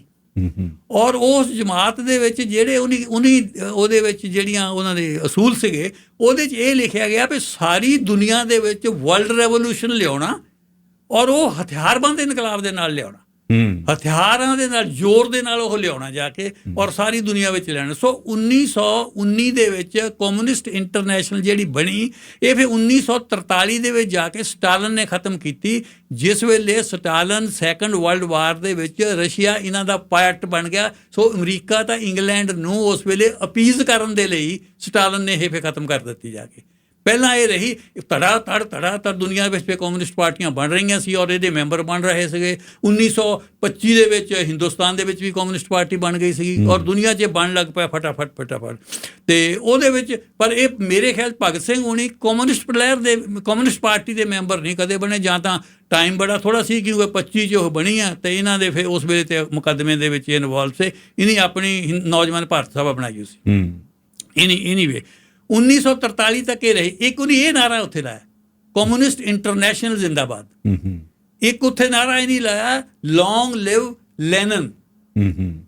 ਹੁਣ ਇਹ ਚਾਰੇ ਜਿਹੜੇ ਨਾਰੇ ਆ ਕੀ ਤੁਹਾਡੇ ਵੱਲ ਕਿੱਧਰ ਨੂੰ ਇਸ਼ਾਰਾ ਦੇ ਰਹੇ ਆ ਜਾ ਕੇ? ਇਹ ਸਾਰੇ ਹੀ ਇਸ਼ਾਰਾ ਦੇ ਰਹੇ ਆ ਕਿ ਉਹਦਾ ਜਿਹੜਾ ਹੈਗਾ ਕਮਿਊਨਿਸਟ ਇੰਟਰਨੈਸ਼ਨਲ ਦਾ ਹਿੱਸਾ ਬਣਨਾ ਚਾਹੁੰਦੇ ਆ ਜਾ ਕੇ। ਔਰ ਉੱਥੇ ਤੁਸੀਂ ਦੇਖੋ ਜਾ ਕੇ ਜਿਸ ਵੇਲੇ ਭਗਤ ਸਿੰਘ ਹੁਣਾਂ ਦੇ ਕੋਲ ਇਹ ਰਿਕਾਰਡ ਵਿੱਚ ਗੱਲਾਂ ਜਿਹੜੀਆਂ ਮੈਂ ਉਹ ਕਰ ਰਿਹਾ, ਜਿਹੜੀਆਂ ਗੱਲਾਂ ਰਿਕਾਰਡ ਦੇ ਵਿੱਚ ਹੈਗੀਆਂ, ਇਹ ਫੈਕਟਸ ਆ, ਇਹ ਓਪੀਨੀਅਨ ਨਹੀਂ ਹੈ ਮੇਰੀ, ਓਪੀਨੀਅਨ ਵੀ ਮੈਂ ਦਊਂਗਾ ਜਾ ਕੇ। ਉਹਦੇ ਵਿੱਚ ਇਹਨਾਂ ਨੂੰ ਜਿਸ ਵੇਲੇ ਲਾਸਟ ਤੇ ਗਏ ਇਹਨਾਂ ਨੂੰ ਪੜ੍ਹਨ ਦਾ ਬਹੁਤ ਸ਼ੌਕ ਸੀ ਜੀ। ਪੜ੍ਹਨ ਜਿਹੜਾ ਵੀ ਕੋਈ ਜਾਂਦਾ ਹੁੰਦਾ ਸੀ ਤੇ ਕਹਿੰਦੇ ਮੈਨੂੰ ਕਿਤਾਬ ਲਿਆ ਦੇ, ਮੈਂ ਪੜ੍ਹਨੀ ਹੈ ਜਾ ਕੇ। ਉਸ ਵੇਲੇ ਲਾਸਟ ਇਹ ਜਿਹੜੀ ਆ ਲੈਨਨ ਦੀ ਬਾਇਓਗ੍ਰਾਫੀ ਪੜ੍ਹ ਰਹੇ ਸੀ ਤਾਂ ਇਹਨਾਂ ਨੂੰ ਕਿਸੇ ਨੇ ਪੁੱਛਿਆ ਸੀ ਵੀ ਤੁਹਾਡੀ ਆਖਰੀ ਖਾਹਿਸ਼ ਕੀ ਆ? ਤੇ ਨਹੀਂ ਕਿਹਾ ਆਖਰੀ ਖਾਹਿਸ਼ ਇਹ ਆ ਵੀ ਮੇਰੀ ਮਰਨ ਤੋਂ ਪਹਿਲਾਂ ਉਹ ਜਿਹੜੀ ਲੈਨਨ ਦੀ ਬਾਇਓਗ੍ਰਾਫੀ ਮੁਕੰਮਲ ਹੋ ਜਾਵੇ। ਮੈਂ ਪੜ੍ਹ ਲਵਾਂ ਸਾਰੀ ਮੁਕੰਮਲ। ਤੁਸੀਂ ਇੱਥੇ ਵੀ ਦੇਖੋ ਵੀ ਉਸ ਆਦਮੀ ਦੀ ਸੋਚ ਕਿੱਦਾਂ ਦੀ ਹੋਊਗੀ ਜਾ ਕੇ। ਮੈਨੂੰ ਫਿਰ ਉਹ ਸੁਕਰਾਤ ਵਾਲੀ ਗੱਲ ਚੇਤੇ ਆ ਗਈ ਵੀ ਜਿਸ ਵੇਲੇ ਸੁਕਰਾਤ ਦੀ ਵੀ ਆਪਾਂ ਇੱਕ ਵਾਰ ਗੱਲ ਕੀਤੀ ਸੀ ਨਾ ਵੀ ਹਾਂ ਸੁਕਰਾਤ ਨੇ ਵੀ ਕਿਹਾ ਸੀ ਵੀ ਮੈਨੂੰ ਇਹ ਸ਼ੇਰ ਜਵਾਨੀ ਮੈਂ ਚੇਤੇ ਕਰਨਾ ਚਾਹੁੰਦਾ ਜਾ ਕੇ। ਕਿੰਨੀ ਇੱਛਾ ਸੀ ਉਸ ਬੰਦੇ। ਸੋ ਇਹ ਜਿਹੜੀਆਂ ਸੀ ਇਹ ਸਾਰੀਆਂ ਚੀਜ਼ਾਂ ਨੇ ਉਹਨਾਂ ਦੀ ਸੋਚ ਨੂੰ ਜਨਮ ਦਿੱਤਾ। ਇਹ ਸਾਰੀਆਂ ਜਿਹੜੇ ਹਾਲਾਤ ਸੀਗੇ ਇਹ ਹਾਲਾਤ ਸੀ ਸਾਰੇ ਹਾਲਾਤ ਉੱਧਰ ਨੂੰ। ਦੇਖੋ ਧਨ ਸਾਹਿਬ ਗਾਂਧੀ ਦੀ ਜਿਹੜੀ ਨੌਨ ਵਾਇਲੈਂਸ ਦੀ ਮੂਵਮੈਂਟ ਸੀਗੀ ਇਹ ਵਰਲਡ ਦੇ ਵਿੱਚ ਪਹਿਲੀ ਸੀ। ਇਹ ਦੁਨੀਆ ਦੇ ਵਿੱਚ ਪਹਿਲਾਂ ਕਦੇ ਕਿਸੇ ਨੂੰ ਇੱਦਾਂ ਕੱਢਿਆ ਨਹੀਂ ਗਿਆ ਕਿ ਇੱਦਾਂ ਦੀ ਸਟਰਗਲ ਪਹਿਲਾਂ ਲੜੀ ਗਈ ਨਹੀਂ। ਸਾਰੀਆਂ ਲੜਾਈਆਂ ਜਿੰਨੀਆਂ ਹੋਣੀਆਂ ਉਹ ਜ਼ਬਰਦਸਤੀ ਲੜਾਈਆਂ। ਦੇਖੋ ਇੱਕ ਹੁਣ ਮੈਂ ਹੋਰ ਗੱਲ ਇਹ ਕਰਨੀ ਚਾਹੁੰਦਾ ਵੀ ਜਿਹੜੀ ਵੀ ਚੀਜ਼ ਹੁੰਦੀ ਆ ਜਿਹੜੀ ਕਹਿੰਦੇ ਯੁੱਧ ਨੀਤੀ ਹੁੰਦੀ ਆ ਉਹ ਸਮੇਂ ਦੇ ਮੁਤਾਬਕ ਹੁੰਦੀ ਆ। ਸਮੇਂ ਤੋਂ ਜਿੱਦਾਂ ਹੁਣ ਮੈਂ ਤੁਹਾਨੂੰ ਇੱਕ ਮਿਸਾਲ ਦਿੰਦਾ। ਹੁਣ ਅੱਜ ਕੱਲ੍ਹ ਦੇ ਸਮੇਂ ਦੇ ਵਿੱਚ ਆਪਾਂ ਨੂੰ ਪਤਾ ਵੀ ਵੋਟਾਂ ਪੈ ਗਈਆਂ ਇੱਦਾਂ ਹੋ ਗਿਆ। ਹੁਣ ਜੇ ਆਪਾਂ ਇਹ ਕਹੀਏ ਜਾ ਕੇ ਜੀ ਵੀ ਜਿਹੜੇ ਉਸ ਵੇਲੇ ਦੇ ਔਰੰਗਜ਼ੇਬ ਦੇ ਬੰਦੇ ਖਿਲਾਫ ਸੀਗੇ ਉਹ ਉਸੇ ਧਰਨਾ ਕਿਉਂ ਨਹੀਂ ਸੀ ਲਾਉਂਦੇ? ਉਹ ਜਾਣੇ ਔਰੰਗਜ਼ੇਬ ਨੂੰ ਲਿਖ ਕੇ ਅਰਜੀ ਕਿਉਂ ਨਹੀਂ ਸੀ ਦਿੰਦੇ ਜਾ ਕੇ ਵੀ ਆਹ ਸਾਡੀ ਗੱਲ ਮੰਨ ਲਾ ਜਾ ਕੇ? ਉਹ ਹਾਲਾਤ ਨੂੰ ਮੰਗਾ ਨੂੰ ਚੱਕ ਕੇ ਮਾਰਨੇ ਸਾਰੇ ਜਾ ਕੇ। ਉਹ ਕਿੱਥੋਂ ਮੰਨ ਲੈਂਦੇ ਜਾ ਕੇ? ਉੱਥੇ ਬਿਲਕੁਲ ਬੇਵਕੂਫ। ਜੇ ਮੈਂ ਅੱਜ ਇਹ ਮੋਹਰੇ ਕਰਾਂ ਜਾ ਕੇ ਵੀ ਉਹਨਾਂ ਬੰਦਿਆਂ ਨੇ ਆਹ ਕਿਉਂ ਨਹੀਂ ਕੀਤਾ ਤਾਂ ਸਾਰੇ ਮੈਨੂੰ ਬੇਵਕੂਫ ਹੋਊਗੇ ਵੀ ਤੈਨੂੰ ਕੋਈ ਅਕਲ ਹੈ? ਔਰੰਗਜ਼ੇਬ ਦੇ ਮੋਹਰੇ ਧਰਨੇ ਦੀ ਕੀ ਕਦਰ ਸੀਗੀ ਉਸ ਵੇਲੇ? ਉਹ ਸਮਾਂ ਸੀ ਕੋਈ। ਅੱਛਾ ਉਧਰੋਂ ਹੁਣ ਲੈ ਲਓ। ਜੇ ਹੁਣ ਕੋਈ ਕੈਨੇਡਾ ਦੇ ਵਿੱਚ ਆ ਕੇ ਇਹ ਕਹੇ ਵੀ ਸਰਕਾਰ ਬਦਲਣੀ ਆ ਆਪਾਂ ਹਥਿਆਰਬੰਦ ਸੰਘਰਸ਼ ਲਈ ਤਿਆਰ ਹੋ ਜਾਈਏ ਫਿਰ ਵੀ ਮੈਨੂੰ ਬੇਵਕੂਫ ਕਹੂਗੇ ਬੰਦੇ ਜਾ ਕੇ ਵੀ 4 ਸਾਲੀ ਵੋਟਾਂ ਪੈਣੀਆਂ ਵੋਟਾਂ ਪੈਣ ਨਾਲ ਸਰਕਾਰ ਵੀ ਬਦਲ ਲਓ ਜਾ ਕੇ। ਇੱਥੇ ਹਥਿਆਰਬੰਦ ਸੰਘਰਸ਼ ਵਾਲੀ ਕਾਹਦੀ ਗੱਲ ਹੈ ਇਹਦੇ ਵਿੱਚ? ਸੋ ਸਮੇਂ ਦੇ ਮੁਤਾਬਕ ਜਿਹੜੀ ਹੈਗੀ ਆ ਉਹ ਉਸ ਵੇਲੇ ਜਿਹੜਾ ਸਮਾਂ ਸੀਗਾ ਉਹ ਸਮਾਂ ਉਸ ਵੇਲੇ ਅਜੇ ਇੱਦਾਂ ਦਾ ਆਇਆ ਨਹੀਂ ਸੀ। ਇੱਕ ਆਰਗੂਮੈਂਟ ਇਹ ਆ ਇਹਦੇ ਖਿਲਾਫ ਉਹ ਕਿ ਦੇਖੋ ਟ੍ਰੈਡੀਸ਼ਨਲੀ ਨੌਜਵਾਨ ਜਿਹੜੇ ਨੇ ਉਹ ਪਹਿਲੀਆਂ ਰਵਾਇਤੀ ਚੀਜ਼ਾਂ ਦੇ ਵਿਰੁੱਧ ਹੋਇਆ ਕਰਦੇ ਨੇ ਕਿਉਂਕਿ ਨੌਜਵਾਨਾਂ ਨੇ ਹਮੇਸ਼ਾ ਪਹਿਲੀ ਲੀਹ ਭੰਨ ਕੇ ਤੇ ਨਵੀਆਂ ਚੀਜ਼ਾਂ ਨਵੇਂ ਵਿਚਾਰਾਂ ਦਾ ਉਹਨਾਂ ਦਾ ਪੁੰਗਰਨਾ ਕੁਦਰਤੀ ਹੈ। ਉਹ ਕਹਿੰਦੇ ਇਹ ਤਾਂ ਸਿਰਫ ਕਮਿਊਨਿਸਟ ਪਾਰਟੀ ਵਾਲੇ ਕਮਿਊਨਿਸਟ ਲੋਕ ਨੇ ਜਿਹੜੇ ਉਹ ਜਾਣਬੁੱਝ ਕੇ ਭਗਤ ਸਿੰਘ ਨੂੰ ਇਸ ਤਰੀਕੇ ਨਾਲ ਪ੍ਰਚਾਰ ਰਹੇ ਆ ਤਾਂ ਕਿ ਉਹਨਾਂ ਦੀ ਵਿਚਾਰਧਾਰਾ ਦਾ ਪ੍ਰਚਾਰ ਹੋ ਜਾਵੇ। ਲੇਕਿਨ ਭਗਤ ਸਿੰਘ ਦਾ ਉਹ ਕਹਿੰਦੇ ਉਹ ਤਾਂ ਆਖਰੀ ਸਮੇਂ ਦੇ ਵਿੱਚ ਵੀ ਪਾਠ ਕਰ ਰਹੇ ਸੀ। ਇਹ ਗੱਲ ਦੇਖੋ ਫੈਕਟ ਹੈ, ਫੈਕਟ ਸਮਝ ਲਓ ਜਾਂ ਇਹ ਗੱਲ ਜਿਹੜੀ ਹੈ ਪ੍ਰਚਲਿਤ ਹੈ ਵੀ ਉਹਨਾਂ ਦਾ ਇਹੋ ਜਿਹਾ ਕੋਈ ਵਿਚਾਰ ਨਹੀਂ ਸੀ। ਇਹ ਤਾਂ ਇਹ ਕਮਿਊਨਿਸਟ ਪਾਰਟੀਆਂ ਵਾਲਿਆਂ ਨੇ ਆਪਣਾ ਪ੍ਰਚਾਰ ਕਰਨ ਲਈ ਭਗਤ ਸਿੰਘ ਨੂੰ ਆਪਣੀ ਵਿਚਾਰਧਾਰਾ ਨਾਲ ਧੱਕੇ ਨਾਲ ਜੋੜਨ ਦੀ ਕੋਸ਼ਿਸ਼ ਕੀਤੀ ਆ, ਵਰਨਾ ਭਗਤ ਸਿੰਘ ਜੀ ਇਸ ਤਰ੍ਹਾਂ ਦੇ ਵਿਚਾਰਾਂ ਵਾਲੇ ਨਹੀਂ ਸਨ। ਠੀਕ ਹੁਣ ਇਹ ਤੇ ਆ ਜਾਂਦੇ ਜੀ ਗੱਲ। ਇਸ ਵੇਲੇ Bhagat Singh most popular revolutionary ਹੈਗਾ ਜਾ ਕੇ। 2008 ਦੇ ਵਿੱਚ ਇੰਡੀਆ ਟੂਡੇ ਦੇ ਇੱਕ ਰਸਾਲੇ ਨੇ ਜਾ ਕੇ ਸਰਵੇ ਕਰਵਾਇਆ ਗ੍ਰੇਟੈਸਟ ਇੰਡੀਅਨ ਦਾ। ਗ੍ਰੇਟੈਸਟ ਇੰਡੀਅਨ ਦੇ ਵਿੱਚ ਨੰਬਰ 1 ਭਗਤ ਸਿੰਘ ਆਇਆ। ਬਿਲਕੁਲ ਇਹ ਗਾਂਧੀ ਔਰ ਨਹਿਰੂ ਔਰ ਸੁਭਾਸ਼ ਚੰਦਰ ਇਹ ਪਿੱਛੇ ਗਏ ਜਾ ਕੇ। ਭਗਤ ਸਿੰਘ ਨੰਬਰ 1 ਤੇ ਆ। ਅੱਜ ਹਰ ਬੰਦਾ ਭਗਤ ਸਿੰਘ ਨੂੰ ਓਨ ਕਰ ਰਿਹਾ। ਅੱਜ ਭਗਤ ਸਿੰਘ ਨੂੰ ਕਾਂਗਰਸੀ ਵੀ ਖਟਖਟ ਕਲਾਂ ਦੇ ਵਿੱਚ ਕਾਨਫਰੰਸ ਕਰ ਰਹੇ ਆ। ਉਹ ਓਨ ਕਰ ਰਹੇ ਆ ਭਾਈ ਜੀ। ਉਹ ਵੀ ਜੰਗੇ ਆਜ਼ਾਦੀ ਲਈ ਸੀਗਾ, ਅਸੀਂ ਵੀ ਜੰਗੇ ਆਜ਼ਾਦੀ ਲਈ ਸੀਗੇ। ਕਾਂਗਰਸ ਵਾਲੇ ਵੀ ਓਨ ਕਰ ਰਹੇ ਆ। ਅੱਜ ਜਿਹੜੇ ਹੈਗੇ ਆ ਹਿੰਦੂ ਨੈਸ਼ਨਲਿਸਟ ਉਹ ਵੀ ਓਨ ਕਰ ਰਹੇ ਆ ਉਹਨੂੰ। ਅੱਜ ਉਹਨੂੰ ਜਿਹੜੇ ਸਿੱਖ ਨੈਸ਼ਨਲਿਸਟ ਉਹ ਵੀ ਓਨ ਕਰ ਰਹੇ ਆ। ਅੱਜ ਉਹਨੂੰ CPI ਤੇ CPM ਵੀ ਓਨ ਕਰ ਰਹੀ ਆ। ਅੱਜ ਉਹਨੂੰ ਨਕਸਲਾਈਟ ਵੀ ਓਨ ਕਰ ਰਹੇ ਆ। ਸਾਰੇ ਕਰ ਰਹੇ ਨਾ ਜੀ। ਹੁਣ ਮੈਂ ਤੁਹਾਨੂੰ ਦੱਸਦਾ ਜਾ ਕੇ। ਹੁਣ ਜੇ ਤੁਸੀਂ ਭਗਤ ਸਿੰਘ ਦੀ ਸੋਚ ਯੂਨੀਕ ਸੋਚ ਸੀ। ਮੈਂ ਹੁਣ ਦੱਸਦਾ ਕਿੱਦਾਂ ਯੂਨੀਕ ਸੀ ਜੀ।